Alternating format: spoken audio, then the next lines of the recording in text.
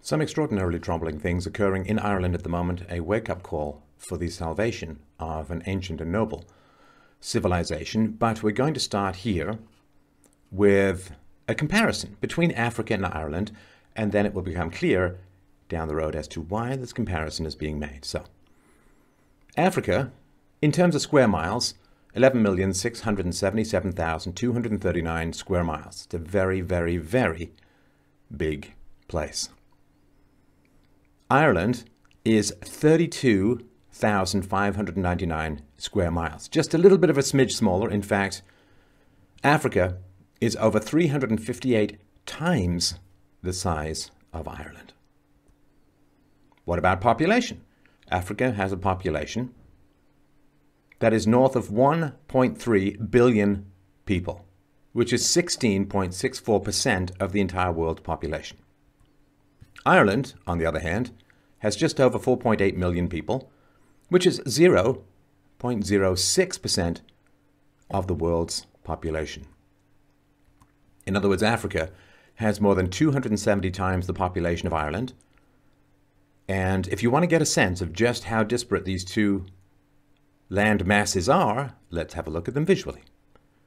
So here is an outline of Africa in black. And you can see here that inside of Africa, you can fit Japan, China, China Part 2, India, Eastern Europe, Italy, the United States, Germany, France, Spain, Belgium, the Netherlands, Switzerland, and a couple of other miscellaneous places. And down here in the island off the coast of Africa is the UK, and just a tiny, tiny little bit down there is Ireland. So Africa is a troubled continent, to put it mildly, and I have gone into the reasons for that, or the primary reasons for that, many times in my presentations in the past. But suffice to say that you cannot solve the problems in Africa by moving portions of the population to Ireland. All it will do is swamp and overrun and destroy a country, an island, that has for hundreds of years fought for independence from the English, and now is facing subjugation through other means. In fact, the erasure of its cultural, historical identity. So what are we talking about? Well, there's a document which is called Ireland 2040. And it is a 25-year Irish government planning document. Now, this should raise your hackles of suspicion enormously just to begin with, because governments do not plan 25 years ahead. They simply don't. They barely plan 6 months ahead.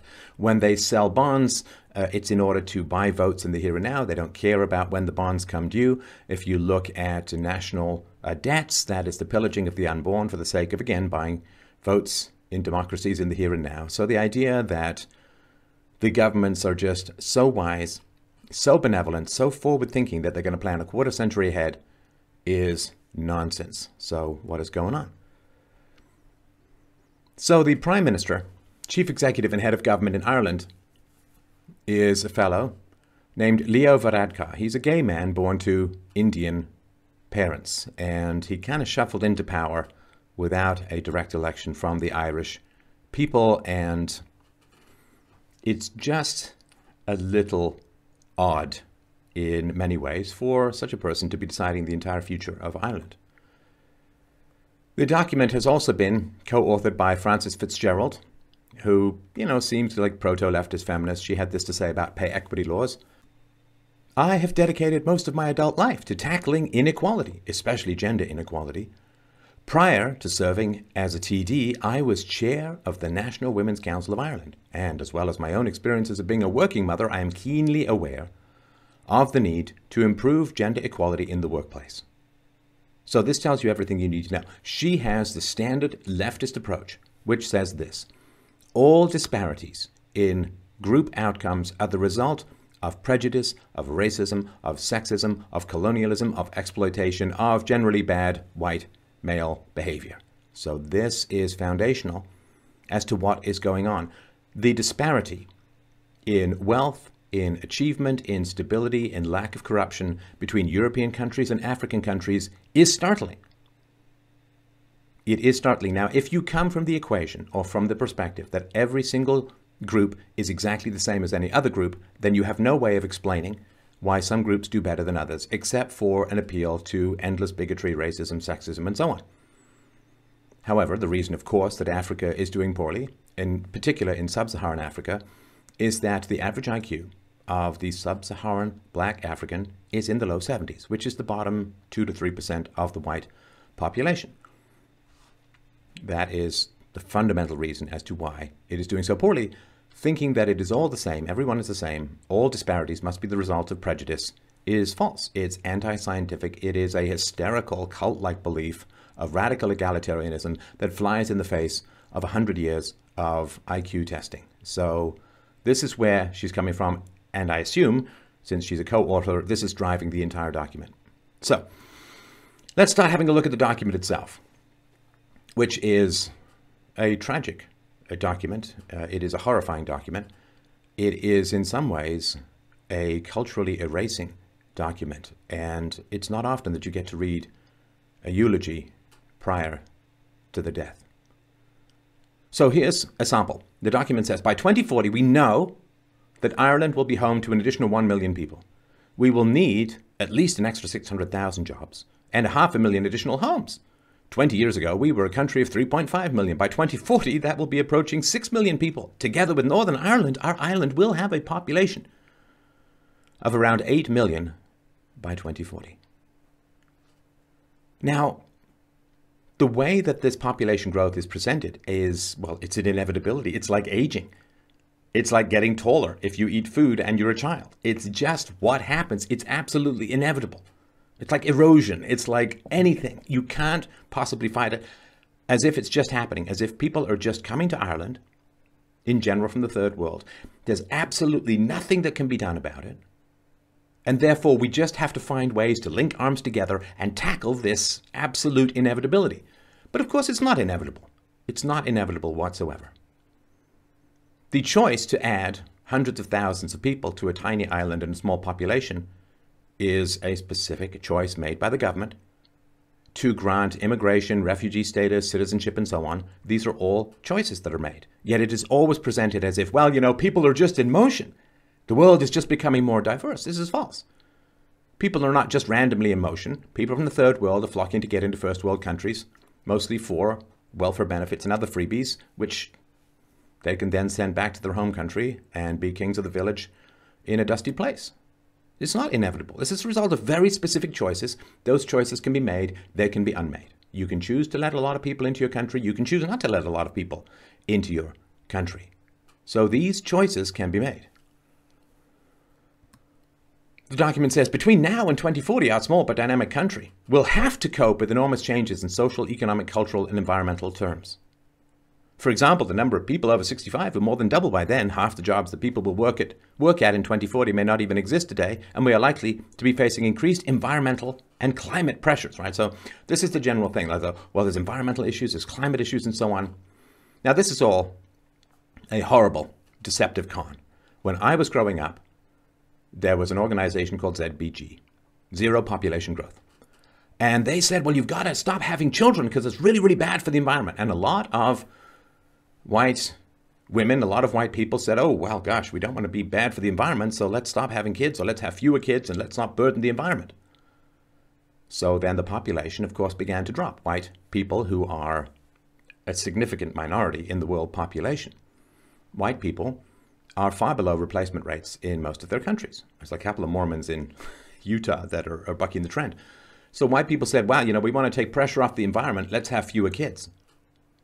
But nobody said, well, if you have fewer kids, we're going to import the third world into your country. That's quite a bait and switch. That is a horrifying thing to do to a culture, to a people, to a history, to a race. It's a horrible thing to do. Don't have kids so that you won't burden the environment. And now, if that's true, then the last thing you'd want to do is to move people from the third world to the first world, because it enormously increases their consumption of nature's scarce resources. Their carbon footprint goes up, they use more resources, they use more energy, and so it's a horrible bait and switch. But you can see kind of what's simmering in the backdrop here. When governments can't pay their bills, they generally go to war, because nobody complains about not getting their money from the government when there's a war on. Everybody pull together, right? So what's happening is the boomers did not have enough kids or have enough, pay enough taxes to pay for their retirements, their benefits. There's no money in the kitty for the retirement of the boomers. So what's going to happen? Well, there's this fantasy that you can just bring all these people in from the third world and magically they're all going to just stop being enormously productive despite massive IQ, cultural and religious differences, and they're just going to work their fingers to the bone to pay massive taxes to support old white people and everything's going to be hunky-dory. Now, the reality is that's not going to happen. It's not going to happen. It's not going to happen. You get a permanent underclass, often of violent criminals when you import the third world, and that's just a fact. And it's nothing negative towards people from the third world. It is just the way that nature has shaken out over 150,000 years of human evolution. Brain sizes are different. Reasoning powers are different. IQ tests are different. It's just a reality. So what's happening?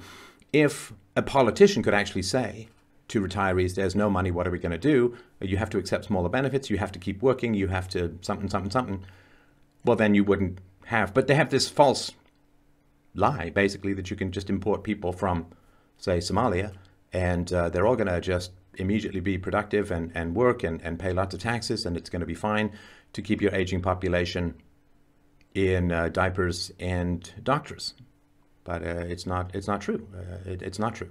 Whether they know it's not true, I don't know. I mean, maybe some of the people who are in power are making these decisions based upon really terrible information. That all human beings are just interchangeable. They're not. They're not. If you move all of the Japanese people to Mexico and all of the Mexican people to Japan, you've just changed the entire civilizations. All right. So what do they talk about? Population. Say about 6.6 million people live on the island of Ireland. 4.75 million people in Ireland, 72% of the total, and 1.85 million people in Northern Ireland, 28% of the total, and that's of 2016. By 2040, the island we share will be home to almost 8 million people. Why? Why will it inevitably be home? What's wrong with a lower population? What's wrong with having fewer children? There's nothing wrong with it in terms of it's fine. We've got automation, we've got robots, we've got streamlined tasks, we need fewer manual laborers, we've got email instead of the postal service, we've got, forget it. You don't need all these people. Japan has an aging population, so all they're doing is investing in robots instead. Perfectly fine. So the document says planning for nearly 1.4 million extra people on this island, their homes and places of work, and the infrastructure required to support this growth, while at the same time ensuring good outcomes in terms of physical and community development and environmental quality, poses several shared challenges, including managing our growth strategically for long-term benefit in terms of economic and social development and environmental quality, working together for mutual advantage in areas such as economic development and promotion, coordination of social and physical infrastructure provision, and environmental management. So this is the usual bureaucratic verb, make George Orwell return from the dead to claw down the pens of liver-spotted bureaucrats in government. This is just a whole bunch of adjectives thrown together that sound vaguely positive. There's no actual plan. It's like having a business plan that says, we aim to satisfy customers and provide excellence in the realm of art. It's like, okay, what are you actually doing? Do you actually invent anything? Do you actually make anything? Do you actually have specific plans of expansion and costs? No, it's just, positive verbiage. That's the way things go. But you see, they say there's just more and more people coming and we just have to find some way to plan for this inevitability. It's not an inevitability. You can't close your borders. America did it for decades in the early to mid 20th century. Did all right. You don't have to take everyone in the world. You can make choices. It's not that complicated. It's not an it's basic propaganda. They're trying to portray it. Well, we got to hang together and try and deal with this massive wave of people coming in from the third world. We got to be strong. We'll find a way to do it. It's like, it's not inevitable. Ireland existed for thousands of years without hundreds of thousands of people pouring in from the third world. What changed? Document goes on to say the national planning framework is the government's plan to cater for the extra 1 million people that would be living in Ireland, the additional 2/3 people working in Ireland, and the 500,000 extra homes needed in Ireland by 2040. Why will there be an extra million people? Say, in today's globally connected societies and economies, says the document, people, goods, capital, knowledge, and data are moving more and more quickly between countries, within regions, and around our communities. The effects of these changes are reshaping the way in which local communities and regions develop. Technology driven by science and innovation is increasingly influencing our way of life. Yeah. Words. Now, people are not moving more quickly between countries, unless you know of a hidden pipeline of people from Ireland who are desperately moving to Somalia with the aid of international human smugglers. It's not, the world is not becoming more diverse. People from non-white countries are desperate to get into white countries. It's all a one-way street. There's virtually no reciprocity whatsoever. Well, I guess that occasionally deluded, propagandized, and lied to leftists go and try and spread a whole load of egalitarian love in places like Morocco and get their heads sawn off and the videos shot and sent to their mothers. Climate change is an issue, says the document, facing the world in the 21st century, and now more than at any time before we are aware of the importance of looking after the physical and natural environment around us and its influence on our long-term health and well-being. Yeah, so if there's a population decline among high energy using people, that's good for the environment. If you then import a bunch of low energy using people into high energy usage situations, we're not just talking about them coming to work. If someone comes from Somalia with almost no carbon footprint, comes to, say, Germany and gets thousands of euros in healthcare and benefits and welfare and free laptops and so on, then a lot of that money is being borrowed. Right? Now, if a lot of that money is being borrowed, it means that you're pillaging natural resources in the here and now with debt, which is really terrible. Like, national debts are incredibly bad for the environment because it squanders a huge amount of natural resources inefficiently now, that some of which are not renewable. So, of course, if people were into environmentalism, really into environmentalism, they would get rid of central banking. They would stop the government from being allowed to issue debts and bonds and notes and so on. But environmentalists are just useful idiots for leftists.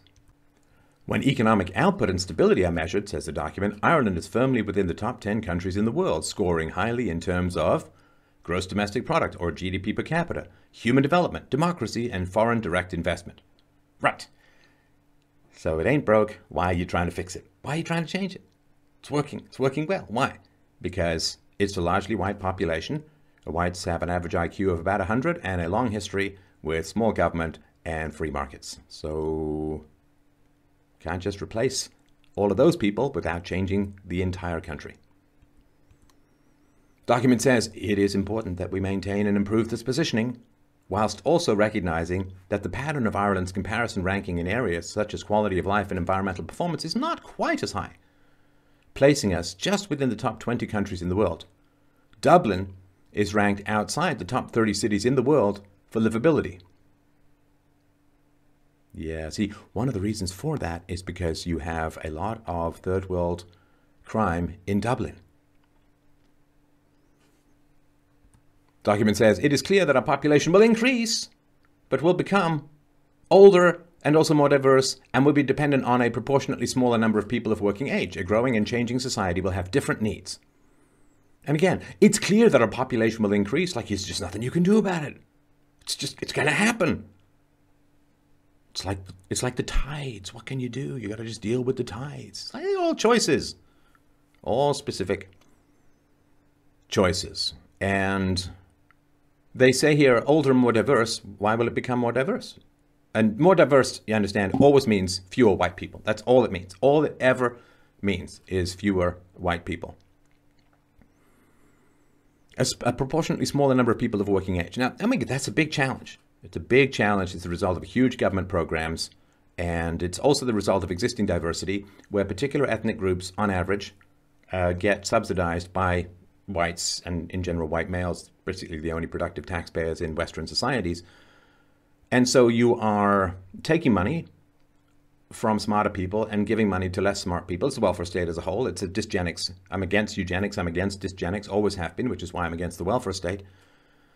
But yeah, you have a big problem. And the solution to that, of course, is smaller government and fewer forced transfers of wealth. That's the solution. That's the answer. And there will be need for more automation because you have this inverted pyramid, as you have in Japan, where you have more old people in diapers than babies in diapers. You have this inverted pyramid, whereas a lot of old people hanging off the productivity of a lot of young people, and you have to find a way to solve that. And some of it's going to have to be, there's just not enough money for old people. You got to suck it up. And you guys were voting long before the younger generations, and you voted for a lot of free stuff, and the bill comes due, and young people have to go to war throughout history. Now old people have to take less. Because the alternative is you import the third world and destroy your countries. So the document goes on to say, the ESRI projects that the population of Ireland will increase by almost 1 million people, or by 20% over 2016 levels, to around 5.75 million people by 2040. It's just a projection. It's just a projection. It's like some guy saying, some boyfriend saying, well, hey man, I've got this document from the government. It projects that we're going to have a significantly increasing number of threesomes over the next 15 years. It's going to go from 0 to 1 a week. Hey man, it's a government document. I guess we're just going to have to, I'm going to have to grow a porn stash. We're going to have to get a weird series of oils and robes. We're going to have to get the lava lamps and Enya CDs. And, hey, we've got this document that says we're just going to have more threesomes. It's going to happen. We got to find some way to plan for it together. At which point, right, she'd slap you across the face and saying, don't wave this thing around like something's inevitable. We choose to have threesomes or not. Hopefully not. But, no, man, it's a document. Hey, it's projections. I wrote these projections in crayon. In developing Ireland 2040, it is apparent that we have so many authentic communities in places with so much potential that there is no clear justification for the creation of entirely new settlements. It is the case, however, that many of our urban places are in need of improvement, regeneration, and revitalization, and that many of our rural places are either at risk from urban-generated overspill or are suffering from depopulation. So what this means is you're going to move people from the third world into ancient communities where they've been staring at sheep for 1,000 years, have never met a black man, have no additional language skills, no cultural connection skills, and so on. So yeah, they're basically saying, well, we're not going to create new areas for all of these third worlders. What we're going to do is we're going to put them into your communities, whether you like it or not. And you're going to have to pay the taxes to support them and their many, many children. Planning. They say it's clear that in the years ahead, more choices will be needed to accommodate changes in our society in response to greater diversity, increased numbers of older people, new ways of working and communicating, meeting competitiveness challenges, and in addressing climate change. It will be important for future choices to be genuine and based on trade-offs that can influence behavior towards more sustainable outcomes. Again, this is just brain-dissolving word goo. Nobody knows what it means. It's just basically shut up and take immigrants, take migrants, just take them. They say a fair society with strong social cohesion and converging living standards throughout the country, in which all individuals, businesses, communities, and regions have the opportunity to prosper. Yeah, interestingly enough, there's a pretty good way to have strong social cohesion, and that's to have people of the same race and culture in a country. It's just the way it works. And if you doubt me, you think I'm saying something weird or mean. No. This guy named Robert Putnam, Putman. Robert Putnam did research. He sat on it for 5 years because he was so horrified at the outcomes. He did all this research, and multi-ethnic, multicultural, quote, diverse societies have lower social trust, worse outcomes, people cocoon, they stay in. There's a reason why kids are getting fat. It's because everyone's afraid to send their kids out into multicultural neighborhoods and so on. It just destroys trust. We're tribal. Babies prefer people of their own ethnicity. It's how evolution works. It's how society works. You can get mad at it if you want, but I'm telling the truth. Don't shoot the messenger, right? They say the biggest issue addressed in this framework is where best to plan for our growing population and economy. It's inevitable. We just got to find a way to plan for it. And again, there's this Soviet-style national policy objective, the 25-year INGSOC plan. They say in terms of Ireland's future population, targeting this pattern is significant because it represents a shift from projected trends. In the context of around 1 million additional people in Ireland by 2040, it means planning for And then there's all these, Eastern and Midland region targeted 475,000 to 500,000 additional people. Northern and Western region, 150 to 175,000 additional people. Southern region, 350 to 375, and so on. And I mean, that shows you just what a terrible lie democracy is. Like, if you want to import a huge number of people who don't speak the language, of a different race, different culture, different history, different religion, shouldn't you ask people? Shouldn't you say, hey, do you guys want any of this? Do you guys want a whole bunch of Somalians put into the backwaters in a small town in Ireland? Why? Why would you want that? I mean, I understand why the Somalians want it, for sure. I mean, of course, right? But why would the local population, how would they benefit? What's great about that? It's just going to create these cysts, these bubbles, right? I mean, you understand this, right? Let's say you're British and so on, and you live on a street, and next door moves in someone who grew up in your hometown. They're British, they're white, they're Christians, whatever, right? Well, you have, it's just easier to know how to interact. But let's say some Somali family moves in, they don't speak English, and they're Muslim. Are you going to have the same level of social cohesion? This isn't brain surgery, people. Come on. There's a reason why the people who come into Western countries tend to live around each other all the time. There's a reason why there are Muslim enclaves, not to mention Greek enclaves or Italian. People it's just so efficient and it's so easy. If you share the same language, history, and culture, it's just so much easier to have a community. In fact, it's what makes community possible. And, if you have kids and someone from your race and your neighborhood moves in next door, your kids, you can send your kids over there. You know what's going on. You know what the situation is. Are you going to send your kids over to some Somali Muslim's house where you don't speak the same language, don't have the same values? Well, no. Right? This is not that complicated. They say, in similar terms, applying the Esri projections for up to 2/3 additional jobs in Ireland means planning for a pattern of and all these additional jobs and so on. Yeah, like the government can just, snap their fingers, wave their hands, and just make additional jobs. How about having a free market? How about not paying people to come to your country? I don't know. Seems like we've forgotten all of this stuff completely. Well, we'll learn again. It'll just be kind of painful. So this is a picture from the document. And, I'm well versed in propaganda. I know when propaganda is occurring, right? So you have this, your face is drawn to the redhead, bright, smiling face of the white woman here. And you don't really look in the background to see all of these Middle Eastern people. And I don't know, is that a Chinese woman or something like that, or an Indian guy? So this is a way of it's programming you. It just programs you. Your face is drawn. Oh, look, you got a positive, smiley white woman, and in the background, you're just supposed to sink in. Well, this is what Ireland's going to look like. So, if you want to have an honest discussion about this stuff, based upon the experience of other countries, the welfare costs for third world immigrants can be projected. Now, just to be clear, not all of this population growth is going to come from third world immigration. Some of it's going to come from, white people in Ireland having kids. But, where there is third world immigration, you can look at the welfare costs. It's pretty easy, right? So like 3/4 of immigrants into America are on welfare, and I think it's about half of them. It just goes on decade after decade, right? So you can figure out how much the welfare costs are going to be for third world immigrants based upon the experiences of other countries.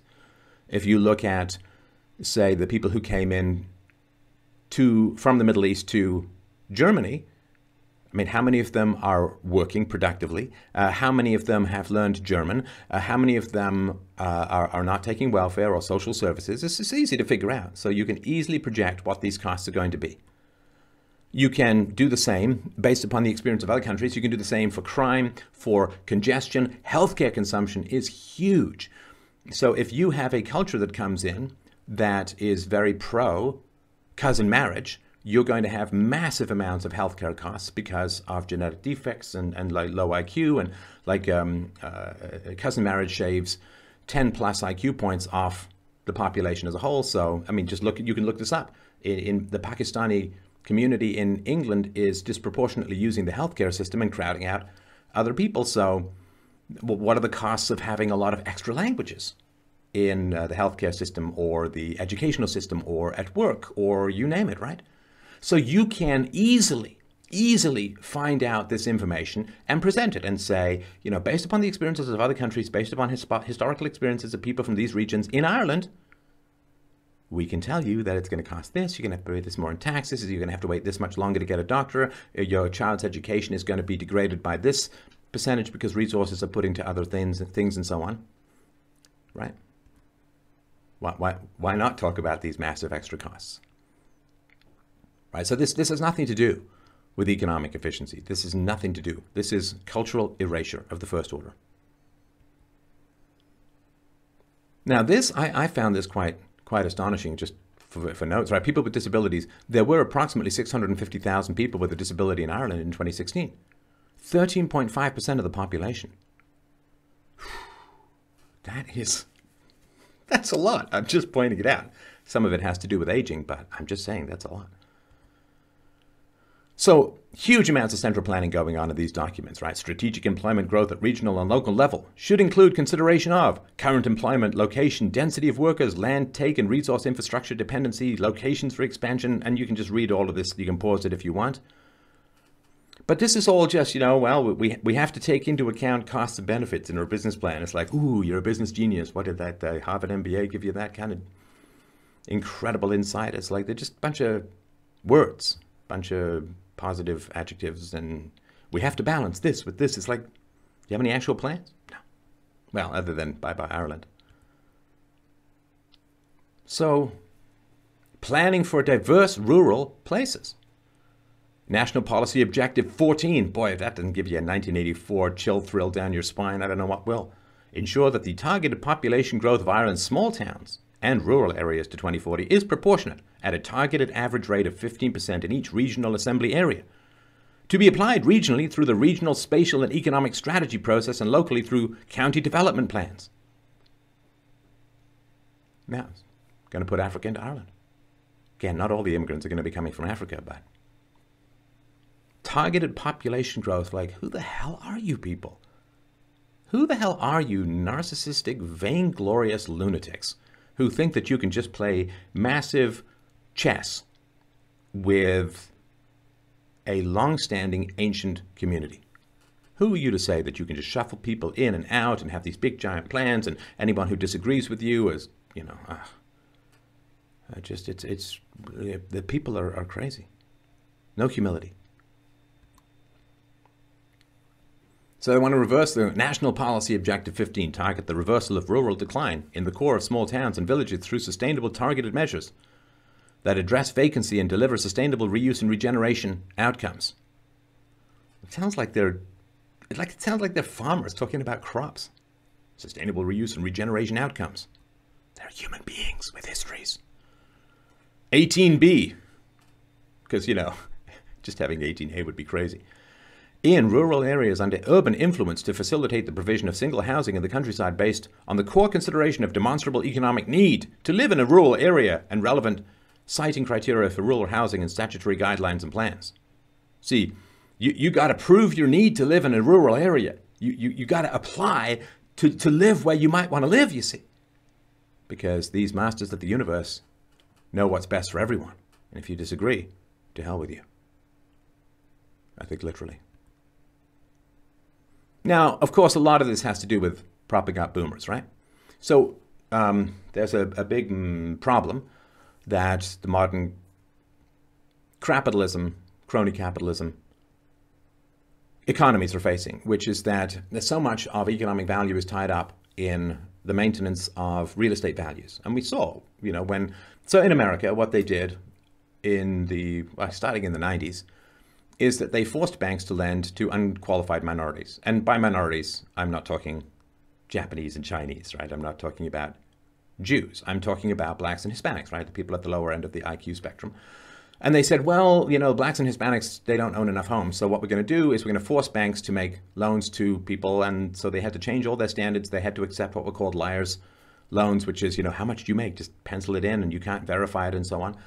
And then, in general, when the blacks and Hispanics faced, because of variable rate mortgages, they faced increases in their mortgage payments. They couldn't afford them, and you had a housing crash which almost took down the entire world's economy and required $700 billion plus emergency injection of asswipe-created Zimbabwe monopoly money to prop it all up. And so if the value of real estate goes down, then the entire Western pretend economy collapses.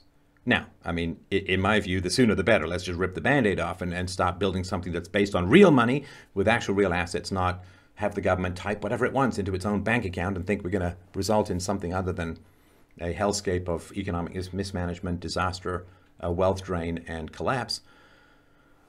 But no politician wants to be at the helm when the ship hits the iceberg, right? So they're just trying to do anything they can to prop up the value of boomer housing. Now, if they, of course, had any idea of economic planning, what they'd say is, well, you know, birth rates are pretty low in Western countries, so what happens when birth rates are low? Well, what happens when birth rates are low is the demand for housing declines enormously, right? And so the housing price goes down, right? So if you have in Italy, you have like one person or so being born for every two people, right? So rough gauge, it means that the demand for housing is going to go down by 50%, which means that the price of houses are going to drop enormously.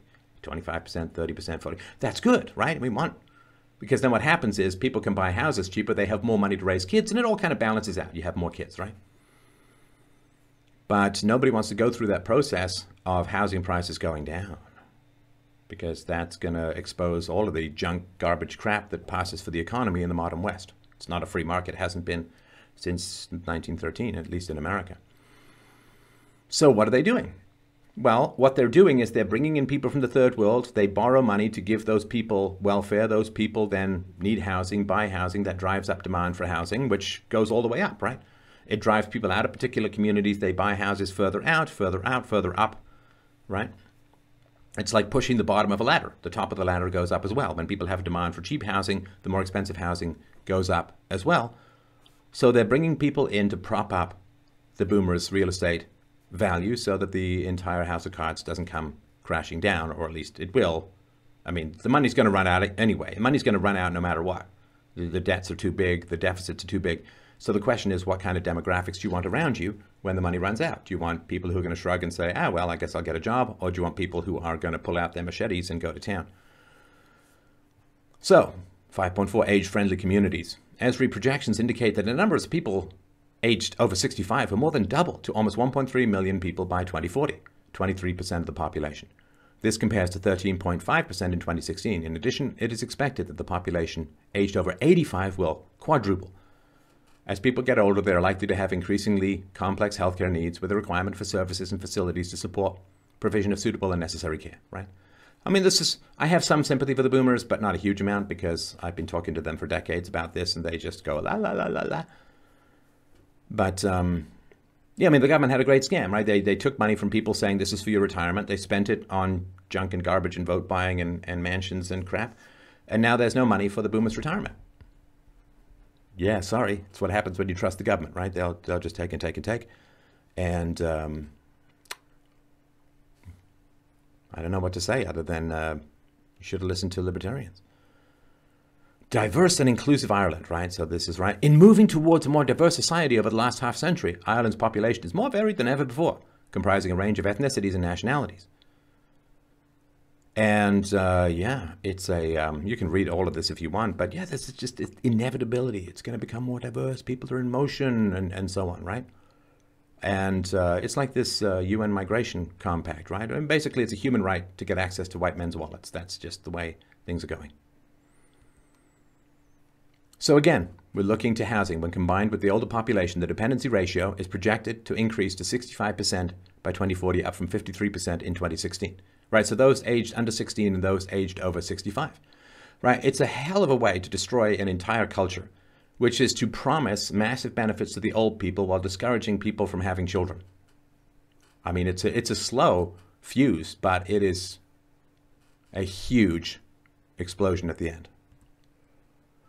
National Policy Objective 33, target the delivery of 550,000 additional households up to 2040 in accordance with the policy objectives, right? So how are you going to save the environment and build 550,000 new homes? How are you going to deal with climate change and build 550,000 new homes? That's wood that needs to be cut down. That's concrete that needs to be poured. That's stuff that needs to be electricity and sewage and you name it. Glass and right, all of nature's scarce resources. Well, you can't, right? You can't do both. So, again, It's all about keeping housing values up, at least in the short run. Ireland's future homes will. Now, here's the thing, right? Can't you just let people build where they want to build based upon the... No, you can't do that. You got to build your homes in places which can support sustainable development. Places which support growth, innovation, and the efficient provision of infrastructure, are accessible to a range of local services and can encourage the use of public transport, walking and cycling, and help tackle climate change. Future homes will be delivered in our cities and larger towns and still be located in our villages, towns, and open countrysides, but at the appropriate scale that does not detract from the capacity of our larger towns and cities to deliver homes more sustainably. See, no freedom anymore. You'll build where we tell you to build. You'll not build where we tell you not to build. Because there's a plan. National Policy Objective 35, implement measures to reduce vacancy and to progressively target the reduction of the national housing vacancy rate to 5%, currently 9.15%. Right, and that's the result, right? I mean, Ireland just legalized abortion and so on, and you've got the boomers, you've got the millennials, you Gen X millennials and so on. Housing demand is going to go down, so we've got to stuff it full of third worlders on welfare just to prop up the values. Now, household size continues to decline. 7 out of 10 households in the state consist of 3 people or less. In Dublin City, 1, 2, and 3 person households comprise 80% of all households. Yet the stock of housing in Ireland is largely comprised of detached and semi-detached houses with 3 to 4 bedrooms. Well, you know, tell white people not to have babies, ban them. Legalize abortion, end the ban on abortion. And that's what you get. Now, the environmentalism is all over the place in this document, right? So they say Ireland has experienced a relatively high rate of land use change since the early 1990s. Recent population growth has led to an increase in the extent of dispersed residential and commercial development as well as new infrastructure, which have resulted in pressure on agricultural land, designated nature conservation areas, and water quality. So clearly very concerned about the environment. So if the population is going down and automation is going up, that's good because it's less need for the environment. If your population is going down, it means housing prices are going to go down, which means people can move into houses that they couldn't otherwise be in, which are already there, so you don't have to build new ones. Anyway. They're saying catering for an additional 1 million people and a move towards alternative energy sources, increased demand for land is likely to include suitable locations for bioenergy supply, food production, forestry, and other land services, alongside the need to build more houses, schools, and other facilities. Why do you need to build? Because you're importing huge numbers of people from overseas. Why do you need to build more? You've got a vacancy rate close to 10%. Why do you need to build more? How does this square with trying to save the environment? Competition for land resources needs careful management, and the nature and rate of land use change indicates where future environmental pressures are likely to arise. All these geniuses, they know exactly where people should live and how and why. Under Ireland 2040, the government will support integrating climate considerations into statutory plans and guidelines in order to reduce vulnerability to negative effects and avoid inappropriate forms of development in vulnerable areas. See, the bureaucrats know what is appropriate and what's inappropriate. They know what's valuable and not valuable. They know what's economically and environmentally sustainable and what's not. They know. They know what the population of Ireland should be in 25 years. They know where everyone should live. They know what the house prices should be. They just know everything, which means that they're insane. We know virtually nothing. Now, our transition to a low-carbon energy future requires a shift from predominantly fossil fuels to predominantly renewable energy sources. Increasing efficiency and upgrades to appliances, buildings, and systems, decisions around development and deployment of new technologies relating to areas such as wind, smart grids, electric vehicles, buildings, ocean energy, and bioenergy, legal and regulatory frameworks to meet demands and challenges in transitioning to a low-carbon society. But you see, you're already transitioning to a low-carbon society, Ireland, by having fewer children. Already dealing with climate change by having fewer children. Well, environmental groups are well paid to not talk about immigration. But it's all, magical thinking. There's all this ocean energy, this bioenergy, just lying around. No capitalist seems to want to invest their money into it because you can't find a way to make any money. But, it's just lying around. Now, if any of this has seemed confusing to you, and look, I understand. I mean, I spent a lot of time going over this document. If any of this stuff seems confusing to you, Don't worry. They have a wheel of clarity. Let's have a look. See? This should solve it for you. Just stare at this until it makes sense, because it's a wheel of clarity.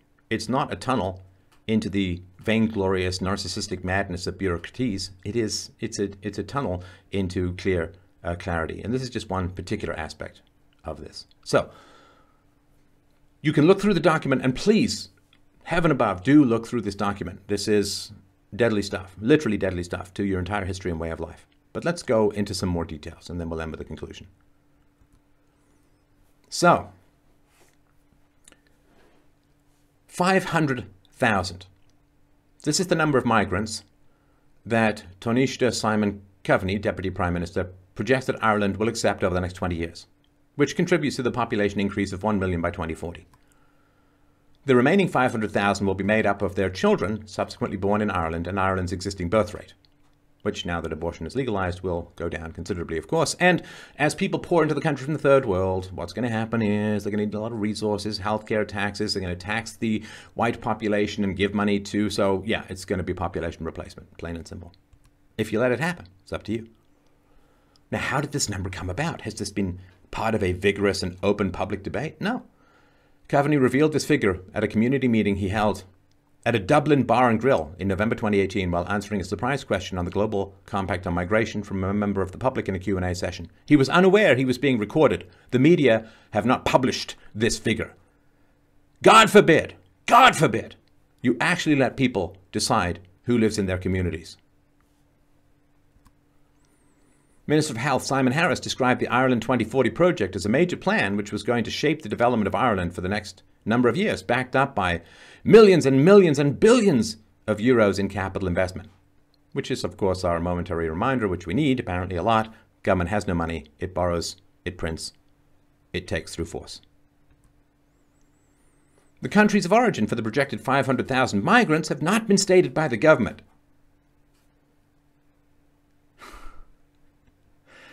Wakanda. Comments made by some officials suggest a large percentage of the migrants could be of African origin. Remember the size of Ireland? Size of Africa? The population disparities? Come on. Come on.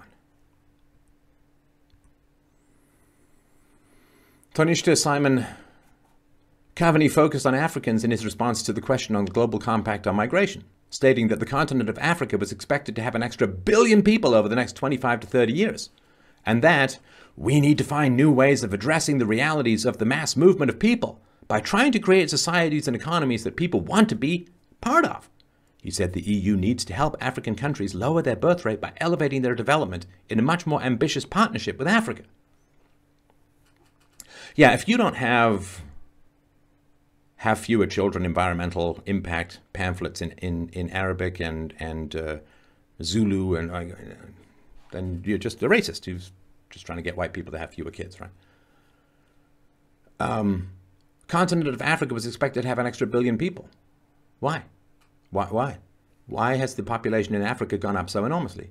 Because white countries have been dropping huge amounts of food and money and all of that into Africa, which has caused, right? So if you give money to people with a high IQ, they generally convert it into things like education and art and so on with some kids. If you give a huge amount of resources to people with a low IQ, they just have more and more and more children. The birth rate of 5 to 6 kids per family in Africa, right? You understand, you can take all these people into Ireland, and what they'll do is they will take the welfare that you're going to give them, and they'll ship all of that money to Africa, to countries in Africa, where it will be converted into extra children who will then want to come to your country. Right? I'm sorry to be so blunt, but this is we can't live in these imaginary clouds of perfect outcomes. We have to look at the basic facts of what actually happens in the world, which very few people want to see. Brian Hayes, MEP for Fine Gael, the ruling party in Ireland, stated in 2015, quote, "If Europe wants the very social market economy continuing for future generations, then increasing our population is a crucial requirement. I'm not suggesting for a moment that we have an open door policy. That would be as irresponsible as doing nothing. But we must recognize that population growth in Africa over the next 30 years will see an additional billion people being born in that continent. That's twice the size of Europe. By 2050, the population of Nigeria in 10 years could be over 400 million people. The pressures of population growth in other parts of the world will inevitably bring more people to Europe. We need to turn it to our advantage. Why? Why will it bring more people to Europe? You can choose not to let more people into Europe. That's a choice. It's how Europe functioned for thousands of years. Here's the thing too. There was a huge population growth in the late 1940s, 1950s. The baby boom, right? People were having 4 or 5 kids a family, right? Huge population growth. How did Western countries handle and manage this massive population growth? Did they all say, well, you know, we're having huge population growth, man, we better all run to Nigeria. We better make sure that other countries open up their borders to all of our excess population. No, it's not what happened. It's not what happened. See, everybody understands the population growth in Africa is generally the reproduction of people with very low IQs.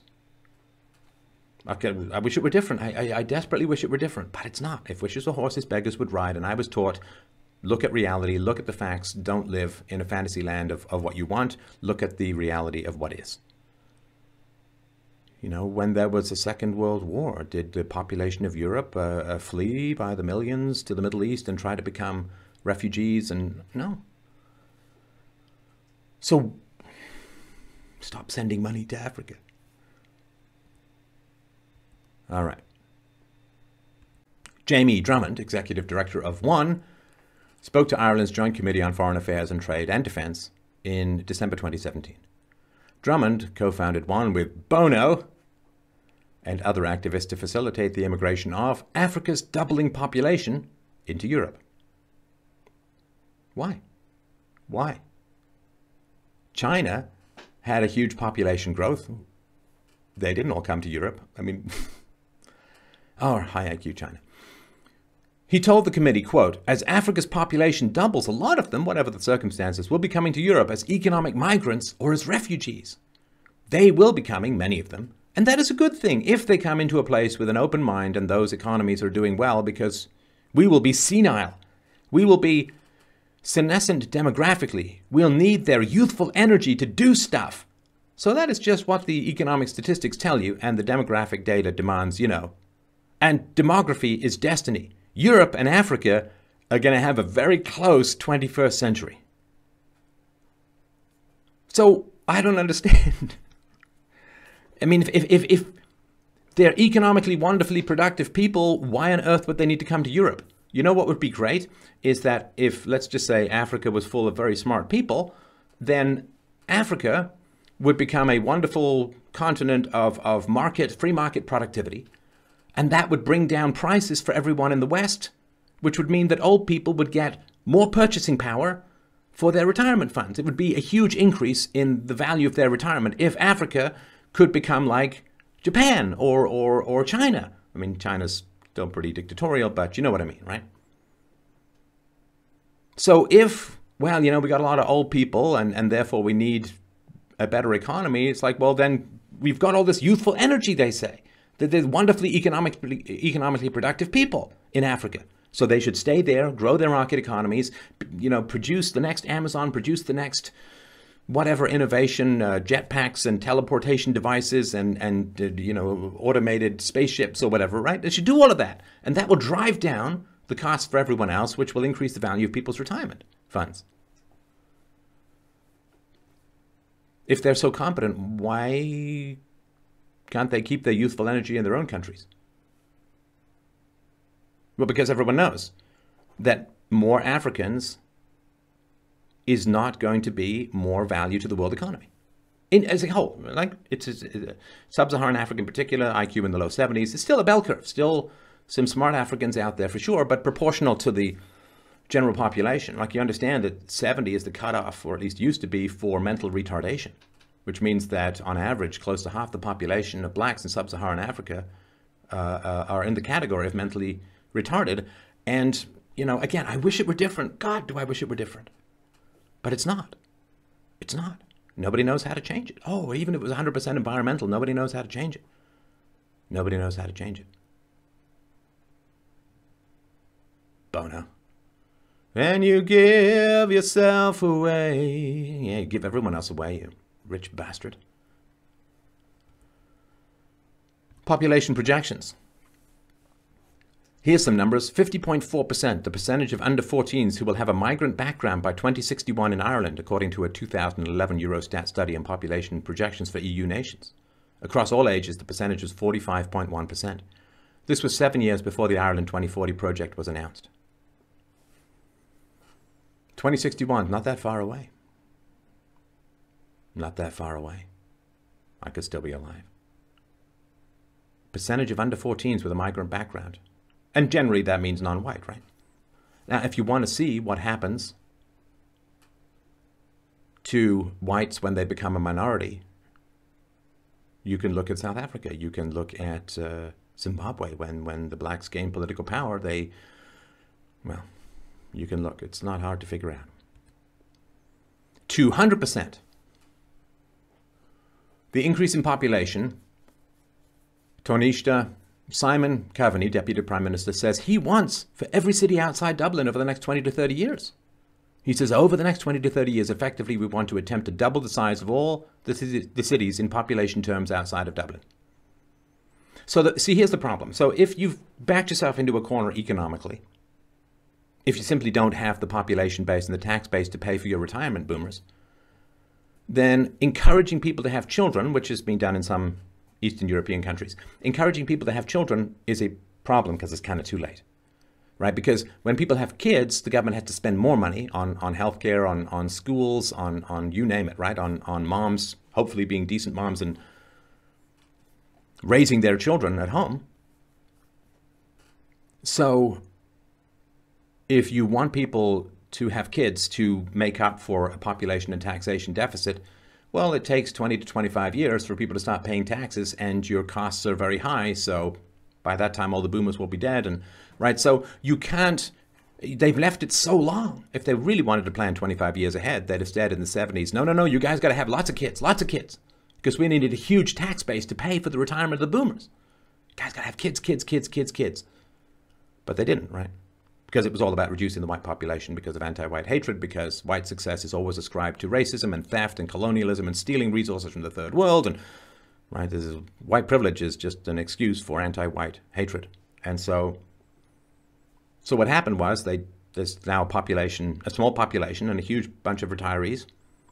So the fantasy is, well, we'll just import a bunch of people from Africa, we'll plug them into the existing economy, and they'll just start producing tax revenue right away. None of this expensive, problematic childhood and education. We're just going to hoover them up, and they're going to make us tons of money. But it's not going to happen. Not going to happen. The exact opposite is going to happen. And I don't know how many people know that or not. Like, I don't know. I don't know if these guys have just been lied to their whole lives, but what's going to happen is there's going to be massive amounts of racial conflict, potentially civil war. And that may be the best outcome. The worst outcome could just be complete capitulation and a loss of your entire culture and history. Like I'm telling you, I wish it were different. Please understand, I wish it were different. But these facts are far too important for us to just lie about them. 50%, the percentage of Longford County's population, which will be of a mixture of different foreign ethnicities by 2050, according to Longford's Joint Policing Committee at a publicly convened meeting in November 2017. 10 million. 10 million, the all-island population of Ireland. Taoiseach Simon Coveney wants Ireland to prepare for by 2050, according to a document outlining his policy priorities. For the Fine Gael leadership contest in May 2017, his projected figure was 8 million by 2030. He also supports a new path to citizenship for illegal immigrants who have been in Ireland for more than 3 years. Guys, look, you've got to wake up, do something, God's sakes. So the current demography, 82.8%, the percentage of the population who were ethnically Irish, white, in the 2016 census. For 85 years old and older, 94.1% were Irish. Right, it's like in Canada, right? Canada, 98% white up until the 70s, and then Pierre Trudeau, Justin Trudeau's father, perhaps, opened up the gates to third world immigration. And so from 98% white country, within a couple decades, whites are going to go down to 20% of the population. So you can pause on this if you want. Ethnic breakdown, Irish census 2016. Irish, white, non-Irish, all other 7.6% in the age groups. And you know, so when you say, well, the population of whites is so-and-so, well, what matters is the population of childbearing age white women, right? So childbearing age white women are just a few percentage points of the entire world's population. We are an incredible, tiny minority as far as reproduction goes. But, you know, we just want to help all these minorities. Well, how about helping ourselves? So, a little over 4.7 million population of Ireland. 16.2% of people are foreign-born in Ireland, according to the 2016 census, excluding people born in Northern Ireland. The credibility of the census figures are in question. In 2012, the Polish ambassador to Ireland estimated that the number of Poles in Ireland was 28,000 higher than the census figure of 122,585. Plus 50,000 in 2018, the respective ambassadors of the Baltic states estimated that the number of their citizens in Ireland was 50,000 higher than the census figure of 60,000, right? So if the government wants to have you not panic about population replacement, then they're going to downplay the numbers as much as possible, right? Plus 80,000 Chinese. The Department of Sociology at Maynooth University released a study in 2006 estimating that the real number of Chinese people living in Ireland was somewhere between 60,000 and 100,000. The study's estimate was made using work permits, visa data, and residency figures. Only 16,533 Chinese people filled in the 2006 census.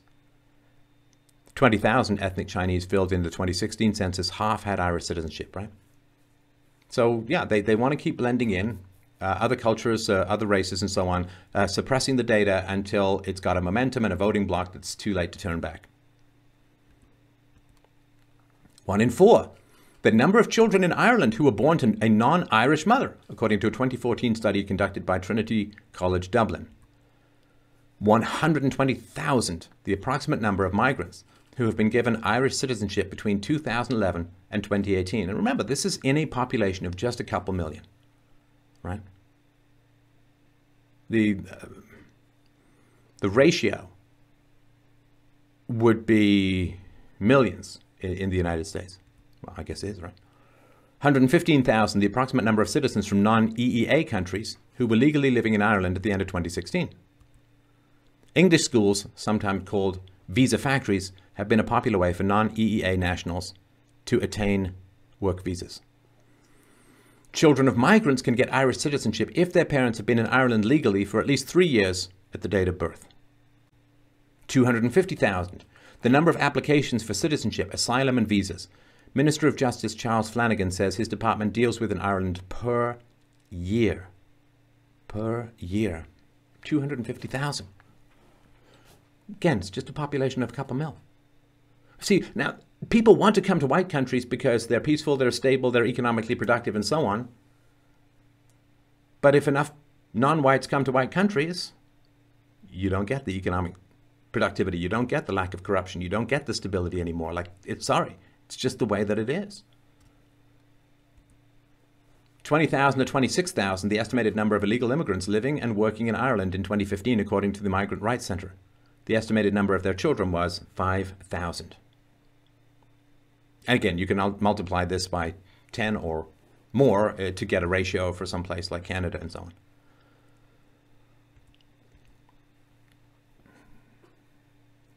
on. In March 2017, the Sinn Féin spokesman on housing, Owen O'Brien, said in the Dáil, the Irish Parliament, that there were 126,000 illegals living in Ireland whom he wanted to regularize, which means pass to citizenship, right? 20,000, the number of minors with deportation orders who have been granted Irish citizenship over the last 5 years, according to Minister of Justice Charlie Flanagan. Less than 1% of deportation orders against minors were enforced. Less than 1%. Can you imagine? The taxes that are ripped from your wallet by force to pay for all of this social engineering. Imagine if only 1%, less than 1% of tax liens were enforced. Right? See, that's different. They want to enforce the collection of taxes. They don't want to enforce deportation orders. And this is because the left has lost legitimacy, so they need to replace the voters because they can't win the argument. And people from the third world vote. Like, if you want smaller government, the people from the third world are your direct political enemies, on average. It's just, again, wish it were different. It's not the way things are. 62,032, the number of Muslims in Ireland according to the 2016 census. 1.3% of the population, just over half, had Irish citizenship. Is that accurate? Who knows? 5,790, the estimated number of females living in Ireland who have experienced female genital mutilation, while 2,639 girls are estimated to be at risk of being subjected to it. How many have been prosecuted? Second highest, Ireland's ranking in a list of countries ranked by number of ISIS fighters per overall Muslim population in a University of Jerusalem study. Second highest out of all the countries. Over 779,000 passports were issued in 2017, according to the Department of Foreign Affairs annual report. Guys, what are you doing? What are you doing? You got to wake up to this stuff. You got to get some people in who are going to get control over this stuff. You know, do what the French do. You know, be activists. 70%, the percentage of people in Adamstown who were born to non-Irish parents, according to an RTE report in February 2018.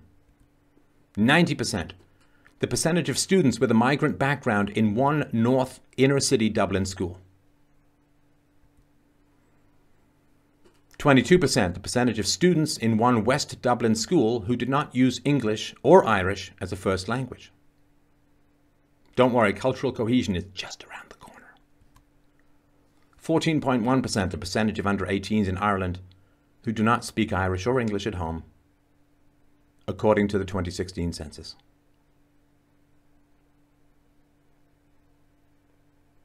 You know, unless you have a lot of Gaelic works translated into Arabic that are highly popular, you're going to lose everything. Lose everything. 40%, the percentage of the population of Ballachaunis in Mayo who are white Irish. Minority already. Ballachaunis in Mayo is the town with the fewest Irish people in Ireland. Social cohesion was described as being under threat in one local news report in 2015. Yep. The centre cannot hold, things fall apart. 26.4%, the percentage of child protection cases who were immigrant parent families in 2015. Oh yeah, third worlders treat their children unbelievably terribly as a whole. A report into identity fraud obtained by the Irish Times in 2006 under the Freedom of Information Act found there was an organised network which involved huge trade in genuine documents such as P45s, tax credit certs, and social services cards in order to obtain PPS numbers. 1,900. The number of applications made in 2010 by non-EU nationals for residence based on marriage to an EU national in Ireland under EU treaty rights. The numbers involved were almost equal to Ireland's asylum application numbers that year. The largest non-EU nationality group making such applications were from Pakistan, which accounted for nearly 20% of all EU TR applications. 2/3 of these Pakistani applications involved an EU partner from the Baltic states. More than 50%. The percentage of all marriages in Ireland between men from outside the EU and non-Irish EU women in 2011 who were believed by the Irish police to have been shams. Right, sham citizenship grabbing marriages. More than 50%.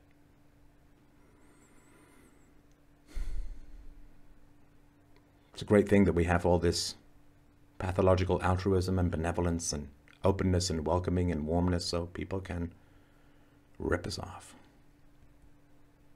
The men in these sham marriages were typically from India, Pakistan, and Bangladesh.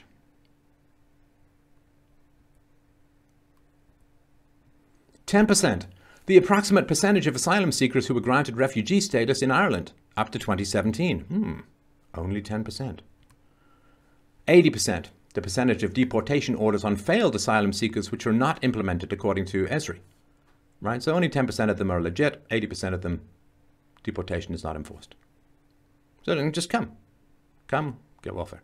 In January 2018, the Irish Independent reported on an alleged undeclared scheme being operated by the immigration authorities, allowing failed asylum seekers without a criminal record and who had been in Ireland for 5 years or more to stay. Legal professionals working on asylum cases referred to this scheme as the scheme that doesn't exist.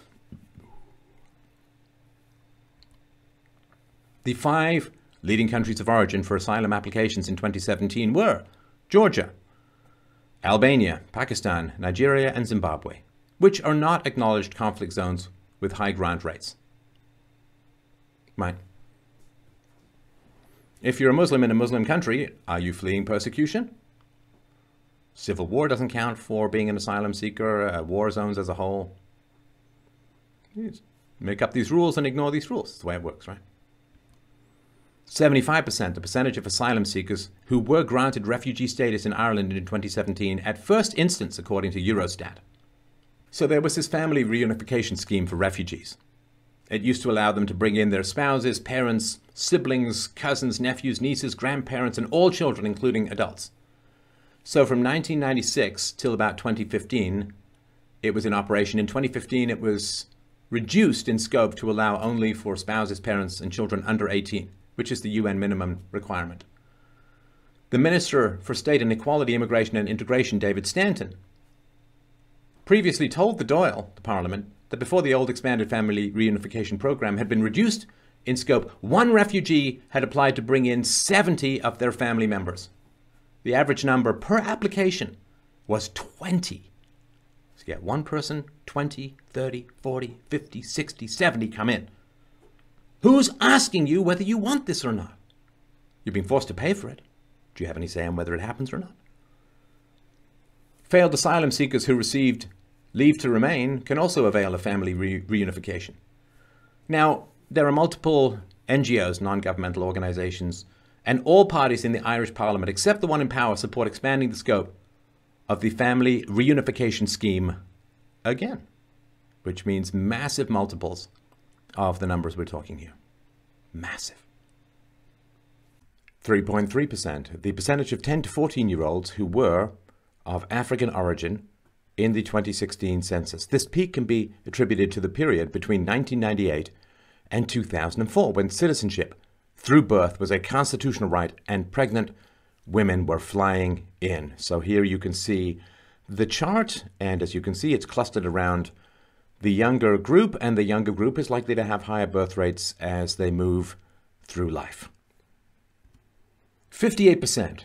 This is the percentage of households who were on the waiting list for social housing in 2011 in North Dublin who were not Irish citizens. 30.5% were non-EU citizens. The figure was 29.5% nationwide. So remember, they've got this big plan, you see, over 25 years. They're going to build 550,000 new homes to take into account all of the people who are going to come into Ireland. But of course, there's a big waiting list for social housing as it stands based upon existing immigration to a large degree. What makes you think that the planning is going to be any better in the future than it has been in the past? 15.7% of the Irish population were listed as foreign-born in the 2011 census. 36%, the percentage of households who were on the waiting list for social housing in 2017 in North Dublin who were not Irish citizens. 14.8% were non-EU citizens. Figure was 27.7% nationwide. So, 2011, census 15.7 listed as foreign-born, a vast undercounting, I assume. By 2016, 5 years later, we've gone from 15.7 to 17.3% of the Irish population listed as foreign-born. 110,000 people. The number of migrants who have been granted Irish citizenship in the interim years between 2011 and 2017 who now count as Irish, which masks accurate figures for migrants. 6-year period in a tiny island with a few million population, 110,000 people granted Irish citizenship. Approximately 50% of all migrants live in the Dublin area, compared to roughly a third of all Irish citizens, according to the 2016 census, right? So you say you want diversity, you don't get diversity with mass cross-cultural immigration. You don't get diversity, because what happens? Well, it's called the lunchroom test. The Asians sit with the Asians, the whites sit with the whites, the blacks sit with the blacks, and as Muhammad Ali said, birds of a feather flock together. It's just the way things are. We can, like the communists wish that human beings weren't motivated by self-interest, we can wish that human beings weren't motivated by tribalism, but so what? We could wish that it rained honey so that we didn't need to go to the store, but all we end up doing is starving to death if that's what we genuinely act on. So you don't get diversity. What happens is the people from Somalia move into Ireland, and then they cluster in a particular community, and everybody else moves out, and you get this cyst that forms around this community. Actually, it's more of a welfare mode, right? Because in the past, people came to the West for freedom. Now they come for free stuff. And the welfare state creates this moat around the society. You don't have to work. You don't have to learn the language or the culture. You don't have to integrate. You can just live off the taxpayer teat. And there's no diversity. There are these hard delineated lines. People don't cross them. There's no diversity at all. All you end up is with basically conquered territory. So one example of what is being counted is an Irish family in the housing statistics being given their second council home by the leader of Ireland, Leo Varadkar, after outgrowing their old home in North Dublin. Here is a picture of an Irish family. I was born in Ireland, spent a lot of time in Ireland. 35%, the percentage of rent supplement paid out to house non-Irish citizens in 2015. Over 520 million euros were spent nationally on rent supplement in 2012, accounting for half of all residential rents in Ireland. Right, so if there's supposed to be all these immigrants, these migrants, these refugees so economically valuable that we're going to use them to shore up the economy. Nonsense. Rent supplement is a means-tested payment for certain people living in private rented accommodations who cannot provide for the cost of their accommodations from their own resources. 69.8% of non-Irish citizens were in the private rental sector in 2015, compared to 11.8% for Irish citizens. 1 in 5. The number of TDs, representatives in the Irish Parliament, who are landlords or who invest in property. Ooh, isn't that interesting? So 20% of the representatives in the Irish Parliament are landlords or property investors. And don't you just know what happens when they open up the floodgates to foreign migration into Ireland? It drives up the value of their real estate. It drives up the value of their holdings. Wow, with no conflict of interest there. I believe that the rent has increased by approximately 30 pieces of silver a month. 40 million euros, the annual rent paid to Ireland's largest landlord, who is Canadian. Iris REIT launched in 2014 and has built up a portfolio of 2,288 apartments across Dublin. It's a great market, remarked David Ehrlich, the CEO of Iris REIT. We've never seen rental increases like this in any jurisdiction that we're aware of. I truly feel badly for the Irish people, he says, of climbing rents. But answerable to Iris REIT's investors, he says he's not going to put the brakes on just yet. The love of money is the root of evil. 1/3. The percentage of families being put up in hotels in emergency accommodation by the Irish government, despite having no right to social housing because they are mostly not EU citizens, according to the housing minister. And this is the terrible, terrifying, horrifying thing that happened when, if someone is non-white, particularly if they're black or Indian or so on, if they're not white, and you attempt to enforce the law, then the media and special interest groups and racial advocacy groups scream racism at you until your life is destroyed. And you end up not with multiculturalism, which is everyone thinks, oh, well, you just get different restaurants and so on. No, you end up with multilegalism. Now, multilegalism is a very, very different situation. Multilegalism is when the laws can no longer be consistently applied because of racial tensions. I mean, you can see this with the Middle Easterners and to some degree the Muslims, although it's not a race, in England, where laws just aren't enforced. Because if you enforce, like if you have a group that is disproportionately committing crime and you apply the law equally, then everyone says, oh, there's too many of this group in the crime statistics. It's got to be racism. You've got to cut back on arresting these people, when they may be committing crimes at a higher rate because of lower IQ issues, because of lack of opportunity issues, because of ideological issues. Do you view people who aren't part of your particular ethnic or religious group as less than you? Do you say, oh, well, we can prey on them and it doesn't really matter? So there could be lots of reasons as to why a particular group has higher representation in crime statistics. But the answer that is constantly screamed, if there's disproportionate representation in crime statistics based on race, racism, white privilege, blah, blah, blah, and then you say, okay, well, we can't apply the law to these people anymore, and your country has fallen apart, fundamentally. 90%, the percentage of the homeless in Dublin's oldest homeless charity workshop who are Eastern European. Declaring as homeless is the fastest way to get up the housing list. 300.